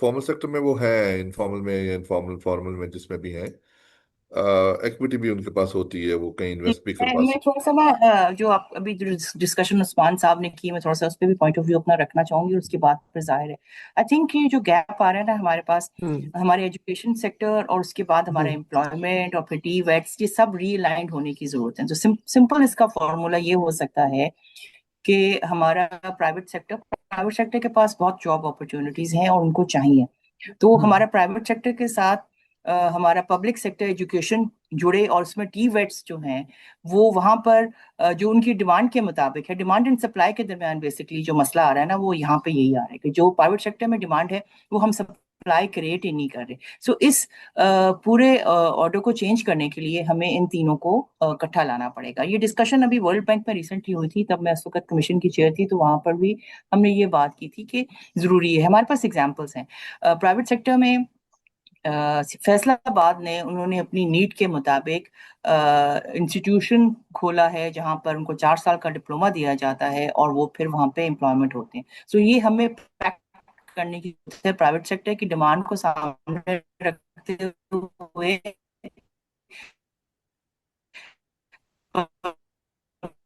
सेक्टर में जो स्टूडेंट्स हैं उनके साथ टी वेट वहां पे जुड़े और उनको वो रहा है। तो वो मॉडल हमारे पास मौजूद है, तो वो उसी की बेसिस के ऊपर हम जो हमारी इंटरनेशनल माइग्रेशन के लिए या इमिग्रेंट्स के लिए जो जॉब्स अपॉर्चुनिटी हैं उसके भी रास्ते खुल सकते हैं। सो ये एक तरीका कार है जो आपके पहला क्वेश्चन था उसके जवाब में। और दूसरा ये कि इसी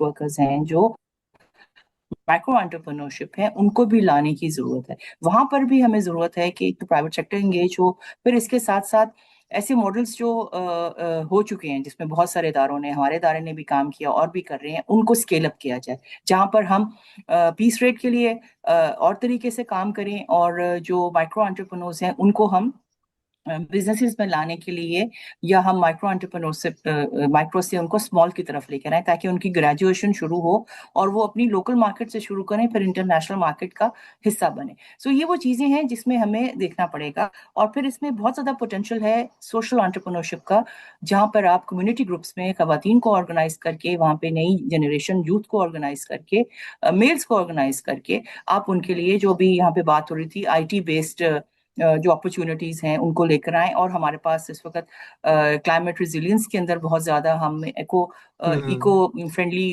की तरफ जा रहे हैं, हम क्यों ना इस तरह के हम कॉपरेटिव्स, एंटरप्रेन्योर्स वहाँ पे डेवलप करें। और ये काम हो सकता है, ये हो भी रहा है। हमारे पास मॉडल्स भी हैं, हमारे पास जीबी के अंदर मॉडल हैं, हमारे पास बलूचिस्तान में, इंटीरियर पंजाब में हम इसको स्केल अप करें। सो बात ये है कि उनको उठाया जाए, उनका एनालिसिस किया जाए और एक पूरे इम्प्लीमेंटेशन प्लान के साथ इसको आगे लेके जाया जाए, जहां पर बहुत सारे इदारे would be happy to support the government of Pakistan. Right जी, थैंक यू। उस्मान, ओके जी। एटीट्यूड के अलावा, वो तो एटीट्यूड का बता दिया, अजीज ने भी बता दिया, आपने भी बता दिया, एटीट्यूड के अलावा what should everyone as a nation do कि लोग काम करना शुरू करते हैं? एंटरप्रेन्योरशिप में पढ़ाते भी रहे हैं, आपके कुछ एंटरप्रेन्योर्स हैं भी, बट दे आर 0.1%। वो क्या कहते हैं, ऊंट के मुंह में जीरा या आटे में नमक के बराबर, तो बहुत थोड़े। What should we do? मतलब अगर 6 month to 1 year की पॉलिसी हमने देनी हो तो। देखें, इसमें कुछ पॉइंट्स हैं जिस पे फोकस करना पड़ेगा। सबसे पहले तो हमें अपनी स्मॉल मीडियम एंटरप्राइजेस को प्रमोट करना पड़ेगा, उनको स्ट्रेंथन करना पड़ेगा। एंटरप्रेन्योरशिप की ऑलरेडी बात हो चुकी है, promote entrepreneurship, and there are organizations who are promoting. हाँ, पाकिस्तान में अभी आहिस्ता आहिस्ता रुझान पैदा होगा। ये बिजनेस प्लान्स तो हर यूनिवर्सिटीज वगैरह करवाते थे, अब तो एनआईसी और एनएसटीपी और बाकी ऑर्गेनाइजेशंस ने भी इस तरह के प्लान्स, बिजनेस प्लान्स तो एक पहले होते थे, छोटी सी अमाउंट ऑफ मनी उनको पकड़ा दी और स्टार्टअप के लिए सीड मनी पकड़ा दी और कहा कि जाओ खेलो जाके इसके साथ। और ऑनेस्टली उससे तो शायद सीड भी नहीं आता था, तो इतनी कम अमाउंट ऑफ मनी होती थी। अब जरा थोड़ी सी अमाउंट अच्छी आना शुरू होगी। अभी few, I believe 2 weeks back Harvard ने भी एक हमारे मेडिक हेल्थ को भी अच्छा खासा फंड किया है। हेल्थ सेक्टर को उन्होंने प्रॉपर कॉहॉर्ट से उनका बिजनेसेस ने अपने प्लान, स्मॉल मीडियम ने अपने बिजनेस प्लान प्रेजेंट किए, तो उनको सपोर्ट किया। तो हार्वर्ड जो बाहर से आके कर रहा है, तो हमारे अपने क्यों नहीं लोग इसको सपोर्ट कर, या हमें आइडेंटिफाई करने पड़ेंगे। मेरा ख्याल है उसके लिए कंसोर्शियम कोई ऐसा अरेंज करना पड़ेगा। We need to identify those people जो हमारे अपने लोगों को सपोर्ट भी करें। स्किल ऑलरेडी नेफटेक और कुछ और ऑर्गेनाइजेशंस हैं कर रहे हैं काम, लेकिन मेरा अगेन एक क्वेश्चन है। अगेन मैं बहुत ज्यादा भी टीचर हूँ ना, तो क्वेश्चन भी ज्यादा पूछ रहा होता हूँ। तो दैट इज कि नेफडेक से अगर कोई सर्टिफिकेट लेके जा रहा है किसी ऑर्गेनाइजेशन में, प्राइवेट सेक्टर में जॉब के लिए जा रहा है, तो उसकी क्या वर्थ है? क्या कोलैबोरेशंस चल रही हैं कॉर्पोरेट प्राइवेट सेक्टर के साथ, कॉर्पोरेट सेक्टर के साथ, कि भाई हमारा बच्चा अगर आता है जिसके पास नेफटेक का या कोई भी ऐसी ट्रेनिंग इंस्टीट्यूट का सर्टिफिकेट होता है, तो उसको भाई रख लो, वो हमारी गारंटी, वो वाकई उसको स्किल आती है, और क्या वाकई उसने स्किल लर्न भी की थी कि सिर्फ पेपर दे दिया जाके और उसने। तो ये बहुत बड़ा एक क्वेश्चन मार्क है कि हम हमारे नेफटेक से स्टूडेंट्स जो निकल रहे हैं, वो या इतनी ट्रेनिंग लेके निकल रहे हैं, तो उनको जॉब कहाँ मिल रही है? इसका डेटा शायद हो, मेरी नॉलेज में नहीं, अगर है तो बहुत अच्छी बात है। इंडस्ट्री मैन्युफैक्चरिंग ग्रोथ को हम हमेशा जब भी हम बात करते हैं ना, फैसलाबाद में, सियालकोट में, कहते हैं लाइट नहीं है जी। लाइट के अलावा भी काम हो सकते हैं। हमारी एक तो एटीट्यूड, अगेन वही मैं बात करूंगा कि 2008 में when I was in Australia, तो पता चला बेंगलोर में दिन में तकरीबन 8 से 10 घंटे लाइट जाती है। मैंने कहा काम कैसे करते हो दिन में अगर जा रही है? कहते हैं जी जिस टाइम पे लाइट नहीं ना होती, उस टाइम हम वो वाला काम करते हैं जो बिजली के बगैर होना है, और जब बिजली आ जाती है तो मशीनें ऑन कर लेते हैं। हमारे इस इलाके में मसला क्या है कि अच्छा, काम करना है जी 9 to 5 या 8 to 4, तो उसी में अगर लाइट चलेगी है तो हमने बिजली से उसी वक्त ही काम करना था। तो हमें थोड़ा सा इस चीज को भी देखना पड़ेगा कि अपने लोगों को ट्रेन करना पड़ेगा, उसके बगैर भी काम कर सकते हैं। जरूरी नहीं हर चीज में इलेक्ट्रिसिटी की ही जरूरत है। और हमारी जो फैक्ट्रीज है उनको भी थोड़ा सा अगर हम फैसिलिटेट कर दें, हाफ हाफ पे कर दें, 2 hours की लाइट है या 1 1 घंटे की शिफ्ट कर दें, तो उससे एटलीस्ट वो कुछ अपना काम बेहतर कर सकते हैं। हमें क्वालिटी ऑफ प्रोडक्ट्स पे काम करने की जरूरत है, डिजिटल इकोनॉमी और रिमोट वर्क को प्रमोट करने की बहुत जरूरत है। हम इसको प्रॉपर फॉर्मलाइज अगर कर दें ना डिजिटल को, हम इसकी तरफ जाएंगे जी कि फाइबर पे काम करना है, तो उस पे भी अलाउ एक टाइम पे, मेरा ख्याल है साल, एक 1.5 साल पुरानी बात है, हमारे बहुत से अकाउंट फ्रीज हो गए, हमारे लोगों को पैसे ही नहीं आ रहे थे। तो हम इस चीज को रेगुलराइज क्यों नहीं कर देते? हमारे proper, it's a big economy, हमारे बच्चों को प्रमोट किया जाए ताकि वो इस पे काम कर सके, उनको रोका ना जाए, तो मेरा ख्याल है कि वही हमारे लिए बहुत ज्यादा रेवेन्यू जनरेट कर सकते हैं। उसके अलावा लास्टली वही, अगेन ये सारी गवर्नमेंट पॉलिसी से रिलेट करेंगी बहुत सी चीजें। You are a government, you can suggest them better. आखिरी चीज पे बात करूंगा, पब्लिक प्राइवेट पार्टनरशिप। जहां पब्लिक खुद से कुछ नहीं क्रिएट कर सकती तो पब्लिक प्राइवेट पार्टनरशिप हो सकती है।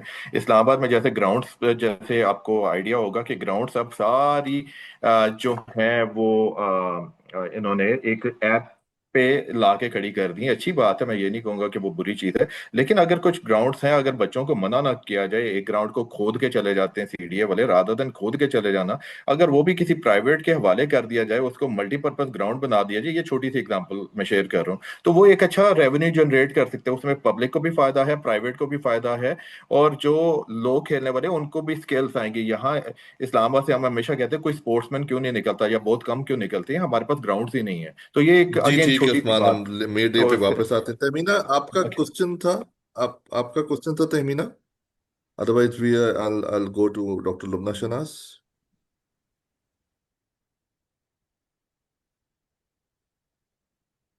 जी डॉक्टर लुबना, कोई अच्छी सी बात बताएं जिससे हम ठीक कर सकते हैं बहुत कुछ। अस्सलाम और वालेकुम। जी बहुत जी तहमीना। शुक्रिया।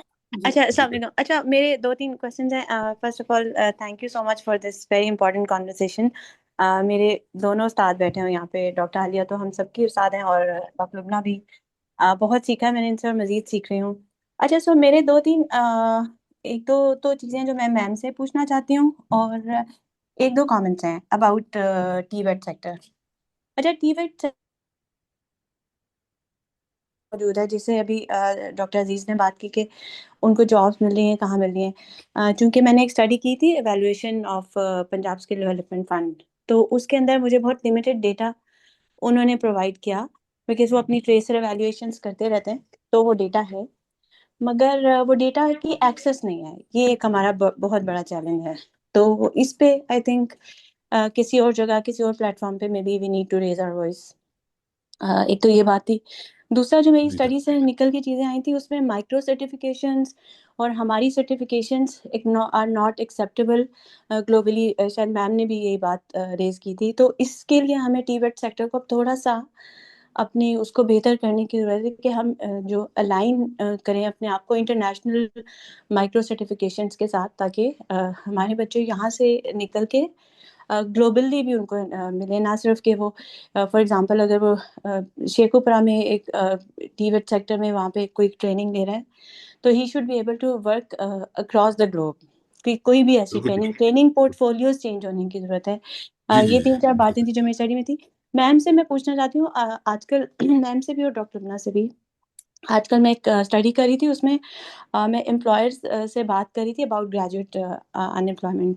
तो उनकी जो सबसे बड़ी कंसर्न थी, वो डॉक्टर लुबना ने बहुत राइटली उसको रेज किया, कि बच्चे जो स्किल लेके आ रहे हैं यूनिवर्सिटी से, वो तो अलाइन ही नहीं कर रही हमारी जो मार्केट्स हैं उनकी डिमांड के साथ, और उनके पास इतना टाइम नहीं है कि वो सिखाएं, बिकॉज वो बहुत ज़्यादा और अपने मसाइल में सारे एम्प्लॉयर्स मसरूफ रहते हैं। तो they don't want to train, because there like बच्चा भी जो आ रहा है वो भी लेजी है, और यूनिवर्सिटी ने भी नहीं सिखाया, और यूनिवर्सिटी का इंटरेस्ट भी नहीं है। जो सेकंड बड़ा उनका कंसर्न था, जिसको I don't know how we can address is, कि मार्केट एक्सपैंड ही नहीं हो रही। तो जब it's like macro issue, doctor Lubna ने इसको भी रेज भी किया था।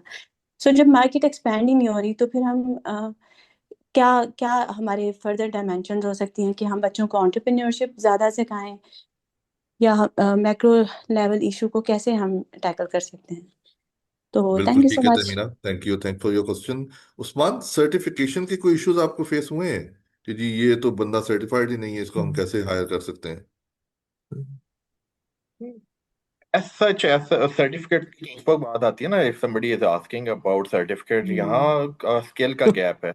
तो स्किल ही नहीं है तो सर्टिफिकेट तो बात की बात आती है। और जैसे मैंने शुरू में बात की थी कि सबसे पहले तो मिलाना दो ग्रुप्स को, एम्प्लॉयर एंड एम्प्लॉय को मिलाना। यहाँ एम्प्लॉयर देना कुछ नहीं चाहता, और एम्प्लॉयर कहता है कि मुझे सारा कुछ दे दो, तो एम्प्लॉय सब कुछ मांग रहा होता है। तो इनको निगोशिएट कराना, उसके बाद स्किल की बात तो उसके बाद आती है। फिर जब स्केल नहीं होती तो हम रिप्लेसमेंट भी दे रहे होते हैं, बट वो बात सर्टिफिकेट के ऊपर तक हार्डली कभी आई है। आती नहीं, बिल्कुल ठीक है, बिल्कुल ठीक है। हम उससे पहले ही जो है वो क्या होता है कि शॉर्ट लिस्ट हो जाते हैं। जी मैम लुबना। जी बहुत शुक्रिया। मैम अच्छी सी कोई सजेशन भी बतानी है। जी अच्छा जी, और मैं आप आपको पहले से और आप जी क्वालिटी जी के बंदे क्यों नहीं प्रोड्यूस करते, मुझे पहले ये बताएं। जी जी अच्छा जी, जो अभी आपने क्वेश्चन किया ये जो वो एम्प्लॉयबिलिटी के हवाले से, तो मेरा ख्याल है कि अगर हम उम्मे लैला साहिबा ने भी कहा कि अगर हम कम्युनिटी को इन्वॉल्व करें इनकम जनरेटिंग एक्टिविटीज पर स्किल्स की ट्रेनिंग देने के लिए, तो ये एक बड़ा इम्पोर्टेंट होगा। और इसके साथ जो हम ये जो ट्रेनिंग्स दें, जो एग्जिस्टिंग मैकेनिज्म बने हुए हैं, कोई जैसे इनकम जनरेटिंग एक्टिविटीज के लोगों को उसकी भी अवेयरनेस नहीं है कि उनको कैसे इस्तेमाल किया जाए। तो जैसे अपने उस्मान ने भी कहा कि मतलब चीजें हैं, लेकिन उनके कैसे आम बंदे ने इस्तेमाल करना है, उससे फायदा हासिल करना है, उसकी भी अवेयरनेस हमारे यहाँ नहीं है। जैसे इंडिया में एक एनजीओ बनी और उसका सिर्फ ये काम था कि जो गवर्नमेंट की स्कीम्स और ये हैं उनको आसान जबान में ट्रांसलेट करके कम्युनिटीज को इन्वॉल्व करके लोगों को बताना, तो उससे एक बड़ा इम्पैक्ट आया। तो दूसरा ये पॉइंट है कि आप जैसे हमने बात की कि आपके पढ़े लिखे भी घरों में बैठे हैं, चीजें हैं, तो जब कम्युनिटीज और ये इन्वॉल्व होंगी, और हमें बात करनी चाहिए इनकम जनरेटिंग एक्टिविटीज को प्रोड्यूस करने के लिए। दूसरा, जो आपके ऑलरेडी एग्जिस्टिंग सिस्टम्स बने हुए हैं कम्युनिटी लेवल्स पे, आप उन्हीं को इस्तेमाल करें, और वो इतने स्ट्रॉन्ग हैं। अभी पिछले दिनों हम काम कर रहे थे, लोकल गवर्नमेंट्स की एसोसिएशंस बनी हुई हैं और बहुत सारी चीजें हैं जो कि आपकी एक कॉल पे कनेक्ट होने को और काम करने को तैयार हैं। जिन भी मुल्कों ने तरक्की की, अगर आप मॉडल जाके देखें तो यूसी लेवल पे जाके अवेयरनेस और काम हुआ और मामला हल हुए। तीसरी बात, जब आप इस तरह का एक कोई चीज और वो प्रोग्राम लाते हैं, तो उसके आपके पास एक मीडिया है, आपके पास आपका ये रेडियो टीवी घर घर गांव गांव जाता है, तो आपको एक अवेयरनेस के प्रोग्राम करने चाहिए, ताकि ये जो आप 3 महीने में कह रहे हैं, एक इस तरह का आप एक माहौल और वो चीज बनाएं ताकि लोगों को ज्यादा अवेयरनेस हो और लोग घर बैठे और अच्छे तरीके से इससे फायदा उठा सकें। तो मुझे तो ये समझ आता है कि इसको जो एक करने का तरीका है, और इससे चीजें स्केल अप भी होंगी। बस मैं यही कहना चाह रही थी। Thank you. थैंक यू और थैंक तमीना के सवालों का जवाब हमारी उस्ताद देंगी, डॉक्टर आलिया। यू। ठीक है। Thank you. जी मैम ओवर टू यू। और साथ साथ आपने एक और मेरा एक दिल के करीब क्वेश्चन मे डे के हिसाब से, लेबर हम्म की बहुत एक्सप्लॉयटेशन हो रही है, चाहे वो वेजेस की हो। उस्मान ने बता दिया 20,000 से ऊपर देने को तैयार नहीं है। अच्छा 20,000 दे के भी वो 8 घंटे काम नहीं करवाएंगे, वो 18 घंटे काम करवाएंगे, जिसको हम्म सरप्लस वैल्यू वो मार्क्स कह गए थे। हम्म और जो आप कह रही हैं कि जी वो वर्कर वर्सेस बिलियनियर, जो इस दफा का थीम है वो भी मार्क्स का ही थीम था ना बेसिकली। तो हम बैक टू मार्क्सिस्ट मार्क्सिज्म क्या कहेंगे, आई होप नॉट, लेकिन हम उसी की तरफ वापस जा रहे हैं। So over to you ma'am, conclude भी आपने करना है एंड बाकी जो भी आपने सवालों के जवाब देते हैं। Thank you. Okay thank you. सबसे पहले तो मैं ये कहूंगी कि आज का ये जो मेडे का वेबिनार है, ये बहुत ही सक्सेसफुल वेबिनार रहा मेरे हवाले से, क्योंकि इसमें हमने बहुत सारी कोर इश्यूज को उठाया और डिस्कस किया है, जो फ्रेगमेंटेड तरीके से मुख्तलिफ स्टेक होल्डर्स, मुख्तलिफ ऑर्गेनाइजेशंस उनको टैकल करने की कोशिश कर रही हैं। लेकिन हमने आज यहाँ कोशिश की है कि हम उस सिनेरियो को डेवलप करें जहाँ ये सब एक अम्ब्रेला के अंडर, मे डे अम्ब्रेला कह लें, उसके अंडर जोड़ के देखा जाए। तो आई थिंक एक तो मेरा सजेशन ये है अली के इस वेबिनार की ट्रांसक्रिप्शन करवाएं आप, और इरफान से भी मैं ये रिक्वेस्ट करूंगी कि I think it is a very very useful webinar from the platform of Pakistan Economic Frontier on mapping the whole labor market situation in Pakistan. तो अब देखें यहाँ से ही एक काम निकल आया कि जो ट्रांसक्रिप्शन करेगा वो ऑब्वियसली कोई ग्रेजुएट स्टूडेंट ही होगा, उसको एक फीस देके और आप इसकी ट्रांसक्रिप्शन कराएं, इस पे एक पॉलिसी ब्रीफ बनवाएं। और coming back to wrapping up, I think मैं इसको इस तरह से पोजीशन करूंगी कि हमें अपनी जो मैक्रो इकोनॉमिक फ्रेमवर्क और मैक्रो इकोनॉमिक पॉलिसी का जो थ्रस्ट है उसमें हमें लेबर मार्केट को सेंट्रल पोजीशन देनी पड़ेगी अब, और कोई इससे छूट नहीं है, क्योंकि जो एक सिनेरियो इमर्ज हुआ है यहाँ पर, it is too important a problem to be left to just the labor market analysts. The macro analysts have to accept that Pakistan's youth population is such an burning issue कि अगर उन्होंने ये supply और demand gaps जो आज यहाँ identify हुए हैं कि एम्प्लॉयर को जिस किस्म की स्किल्स चाहिए वो ना एजुकेशनल इंस्टीट्यूशंस ना ट्रेनिंग इंस्टीट्यूशंस प्रोवाइड कर रहे हैं, और ये जो बल्क हमारा यूथ का अनएजुकेटेड, अनट्रेन्ड, अनएम्प्लॉयड बैठा हुआ है, इसको किस तरह से हार्नेस करना है।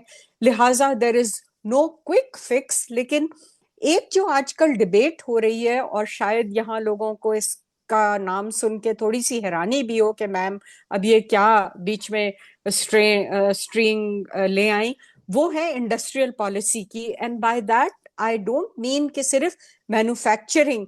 देखिए मैक्रो इकोनॉमी की जब मैं बात करती हूँ तो उसमें हर सेक्टर के अंदर एम्प्लॉयमेंट अपॉर्चुनिटीज जो हैं वो जनरेट की जा सकती हैं अगर वो सेक्टर जो है वो प्रोडक्टिवली ऑपरेट कर रहा है। एग्रीकल्चर क्या हमारा ऑप्टिमली ऑपरेट कर रहा है? नहीं।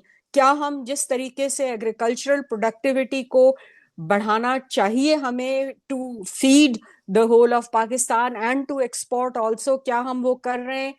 और अगर नहीं कर रहे तो इमरजेंसी स्टेप्स क्या हो सकते हैं कि हम उसमें ऐसी एम्प्लॉयमेंट की पॉसिबिलिटीज और अपॉर्चुनिटीज क्रिएट करें कि जो लोकल क्लस्टर्स हैं यूथ के डिफरेंट रूरल एरियाज में, उनको कुछ ट्रेनिंग देके और उनको एंगेज किया जाए। फिर हमारा मैन्युफैक्चरिंग सेक्टर जो है वो लार्ज स्केल तो तकरीबन डॉर्मेंट हो चुका है, मीडियम एंड स्मॉल की बात हुई तो उसमें भी थोड़ी सी मैपिंग करने की जरूरत है कि जो इंडस्ट्रियल क्लस्टर्स हैं उनमें किस किस्म की जॉब अपॉर्चुनिटीज जो हैं वो क्रिएट हो रही हैं या की जा सकती हैं with a little bit of support to those SMEs in terms of financing, in terms of regulatory reform, in terms of cost of doing business. तो ये सारी चीजें जब तक हम एक इकट्ठी करके नहीं देखेंगे तो एम्प्लॉयमेंट जनरेशन कोई आसमान से तो नहीं टपकने वाली। We have to rekindle all the factors that lead towards expansion of job opportunities। फिर सर्विस इंडस्ट्री है, इतनी बड़ी सर्विस इंडस्ट्री है, उसमें एजुकेशन है, उसमें फाइनेंस है, उसमें ये टूरिज्म इंडस्ट्री है, उसमें होटलिंग है, उसमें अब फ्रीलांसिंग है, और ये कि हमें एक ऐसा वर्कर प्रोड्यूस करना है जो पाकिस्तान में ही बैठ के इंटरनेशनल मार्केट्स के साथ लिंक हो सके। उस्मान वुड अग्री कि बहुत सारी ऐसी अपॉर्चुनिटीज हैं जो अवेल कर सकता है हमारा youth with just a little bit of job. और अब तो वो कहते हैं कि जॉब का लफ्ज भी आउटडेट हो गया, अब वर्क और टास्क है कि कौन से टास्क हैं जिसके लिए हम अपने मतलब यूथ को बजाय यूनिवर्सिटी भेजने के कुछ ऐसे कोर्सेज कराएं, कहीं ऐसी स्किल डेवलपमेंट मैकेनिज्म्स से उसको कनेक्ट करें कि वो इंटरनेशनल मार्केट्स को भी अपने मतलब सर्विसेज प्रोवाइड कर सकें। And don't forget we are in the shadow of a big war that is going on, और उस वॉर इकोनॉमी में ओवरऑल एक ग्लोबल रिसेशनरी ट्रेंड आ रहा है. So let's not dissociate the issue of economic growth and job opportunities from that. तो उस environment को हमें किस तरह नेविगेट करना है कि जो बहुत ही limited job opportunities nationally, regionally, globally emerge होंगी, और वॉर इकोनॉमी में नई अपॉर्चुनिटीज भी होती हैं. अब ये जो वॉर मतलब अफेक्टेड इकोनॉमीज हैं, इनमें डेवलपमेंट की तरफ जब इंटरवेंशंस शुरू होंगी तो वहां भी जॉब अपॉर्चुनिटीज क्रिएट होंगी, कि रिहैबिलिटेशन में कंस्ट्रक्शन होगी, उनकी मुख्तलिफ और डिमांड्स होंगे. तो क्या हमारे जो वर्कर्स हैं वो उसकी तरफ, उस रिहैबिलिटेशन की तरफ कोई रोल प्ले कर सकते हैं? तो थोड़ा सा ना आउट ऑफ द बॉक्स सोचने की जरूरत है कि किस तरीके से हम इस होल मैक्रो इकोनॉमिक सेटिंग में अपनी लेबर मार्केट्स को जो है वो एडजस्ट कर सकते हैं. तो I would just compliment Pakistan Economic Frontier, the moderator, excellently moderated, Ali.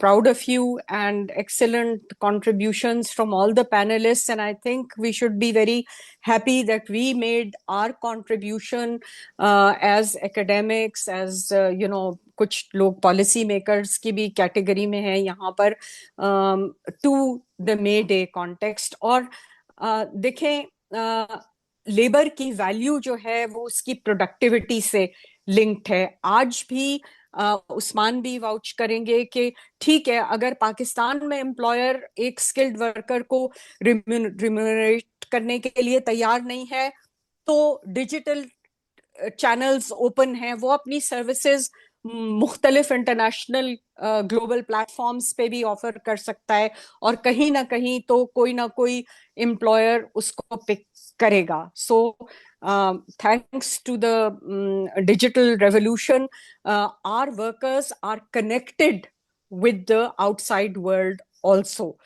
तो यही मैं एंड में कहूंगी कि let's continue to walk on this path.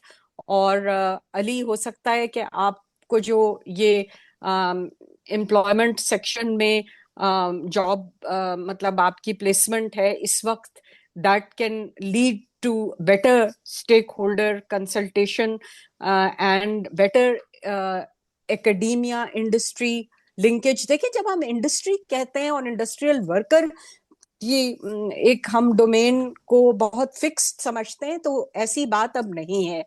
Boundaries are very fused and mixed up now. अब मैन्युफैक्चरिंग और सर्विसेज बहुत ज्यादा जुड़ गए हैं. एग्रीकल्चर और मैन्युफैक्चरिंग तो हमेशा से पाकिस्तान में जुड़ा हुआ था, लेकिन मतलब मैन्युफैक्चरिंग और सर्विस इंडस्ट्री बहुत जुड़ गई है.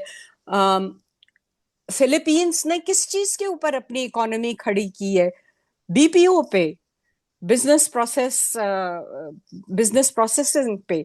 तो दूसरा ये है कि we need to study comparative experiences.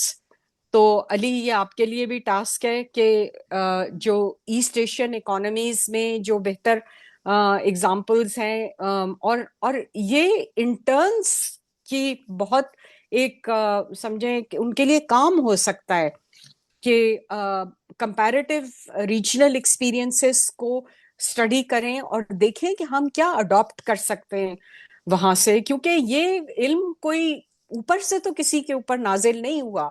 ये सब मतलब क्रिएटिविटी जो है वो एक सेक्टर जिसे हमने बिल्कुल आज डिस्कस नहीं किया, वो क्रिएटिव इंडस्ट्रीज का सेक्टर है.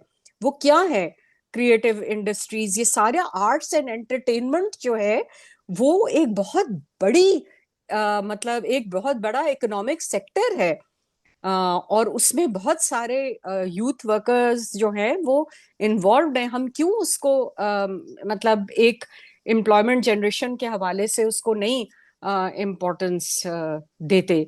तो आई थिंक इंटरनेशनल और ग्लोबल नॉलेज रिसोर्सेज जो हैं उनको यूज करें, और प्लीज डेटा जो जनरेट हो रहा है लेबर मार्केट के बारे में उसके ऊपर बहुत गहरी नजर रखने की जरूरत है। मैंने लेबर फोर्स सर्वे के लॉन्च पे भी कहा था पी ब्लॉक के ऑडिटोरियम में कि हमें लेबर मार्केट ट्रेंड्स को मॉनिटर करने की जरूरत है at going from the national to the provincial to the district level के लेबर मतलब लुबना ने अभी बात की डिसेंट्रलाइजेशन की, तो हम बहुत एक सेंट्रलाइज तरीके से लेबर मार्केट्स को देखने के आदी हैं। हमें अब उसको नीचे तक एक डिवॉल्व्ड, एक डिसेंट्रलाइज्ड लेवल पे भी फोकस करने की जरूरत है कि क्या हो रहा है लोकल इकोनॉमीज में, क्या हो रहा है, और लोकल लेबर मार्केट्स कैसे ऑपरेट कर रही हैं, और उनको हम किस तरह बेहतर तरीके से असिस्ट कर सकते हैं पॉलिसी लेंस के जरिए। So I hope that I have tried to, my interventions have helped the Planning Commission and, basically the policy making community in Pakistan to think of these issues in a wider perspective. Okay, thank you. Thank you ma'am, thank you very much. And Irfan, concluding के बाद कुछ नहीं बोलते, बस अब जो भी अपना इंट्रोडक्शन करवाना है तो करवाएं एंड एंड करें। टेक केयर, अस्सलाम वालेकुम। जी अली, अच्छा एक सेकंड बस इरफान से पहले जी मैम। बहुत अच्छा डॉक्टर आलिया ने सजेशन दी, और आप लोगों को कंग्रेचुलेशन, आप लोगों ने इतने अच्छे तरीके से इसको हैंडल किया, और मॉडरेटर को हेड्स ऑफ, और बहुत अच्छा। और इसका एक पॉलिसी ब्रीफ बनना चाहिए, और बिल्कुल हम लोग करेंगे बेशक इसमें। मेरे ख्याल में तो कोई प्रेस रिलीज और जो होनी चाहिए, जो आज का पूरे का अगर मैं वन लाइनर करेक्ट करूं तो मेरा ख्याल है वो ये होगा कि out of the box solution for the labour market now. Thank you, the one liner. Thank you जी इरफान। जी बिल्कुल, थैंक यू। मेरे दिल की बातें जो है ना वो हमारी उस्ताद मोहतरम डॉक्टर आलिया साहबा ने सारी की सारी बातें कर दी, और यही बातें हम लोग एक मैसेज कन्वे करना चाह रहे थे अपनी यूथ को। आउट ऑफ बॉक्स अगर हम नहीं सोचेंगे तो हम सरवाइव नहीं कर सकते। स्टूडेंट अभी तक वो सीजीपी भी बैठा हुआ है, और कि हमारी सीजीपी अगर माइक्रो में कम आती है तो हम शायद अच्छे इकोनॉमिस्ट नहीं बन सकते, और अगर ज़्यादा आ जाएगी तो हम अच्छे इकोनॉमिस्ट बन सकते हैं। बिल्कुल ऐसा नहीं है। मैं उस्मान साहब की बातों से 100 नहीं 200% एग्री करता हूँ, जो उन्होंने कहा कि ग्रेडिंग बिल्कुल मार्केट में ज़रूरत नहीं है। टैलेंट बोलता है, स्किल बोलता है, आपकी सीवीज कुछ भी नहीं बोलती जब तक आपको काम नहीं आता।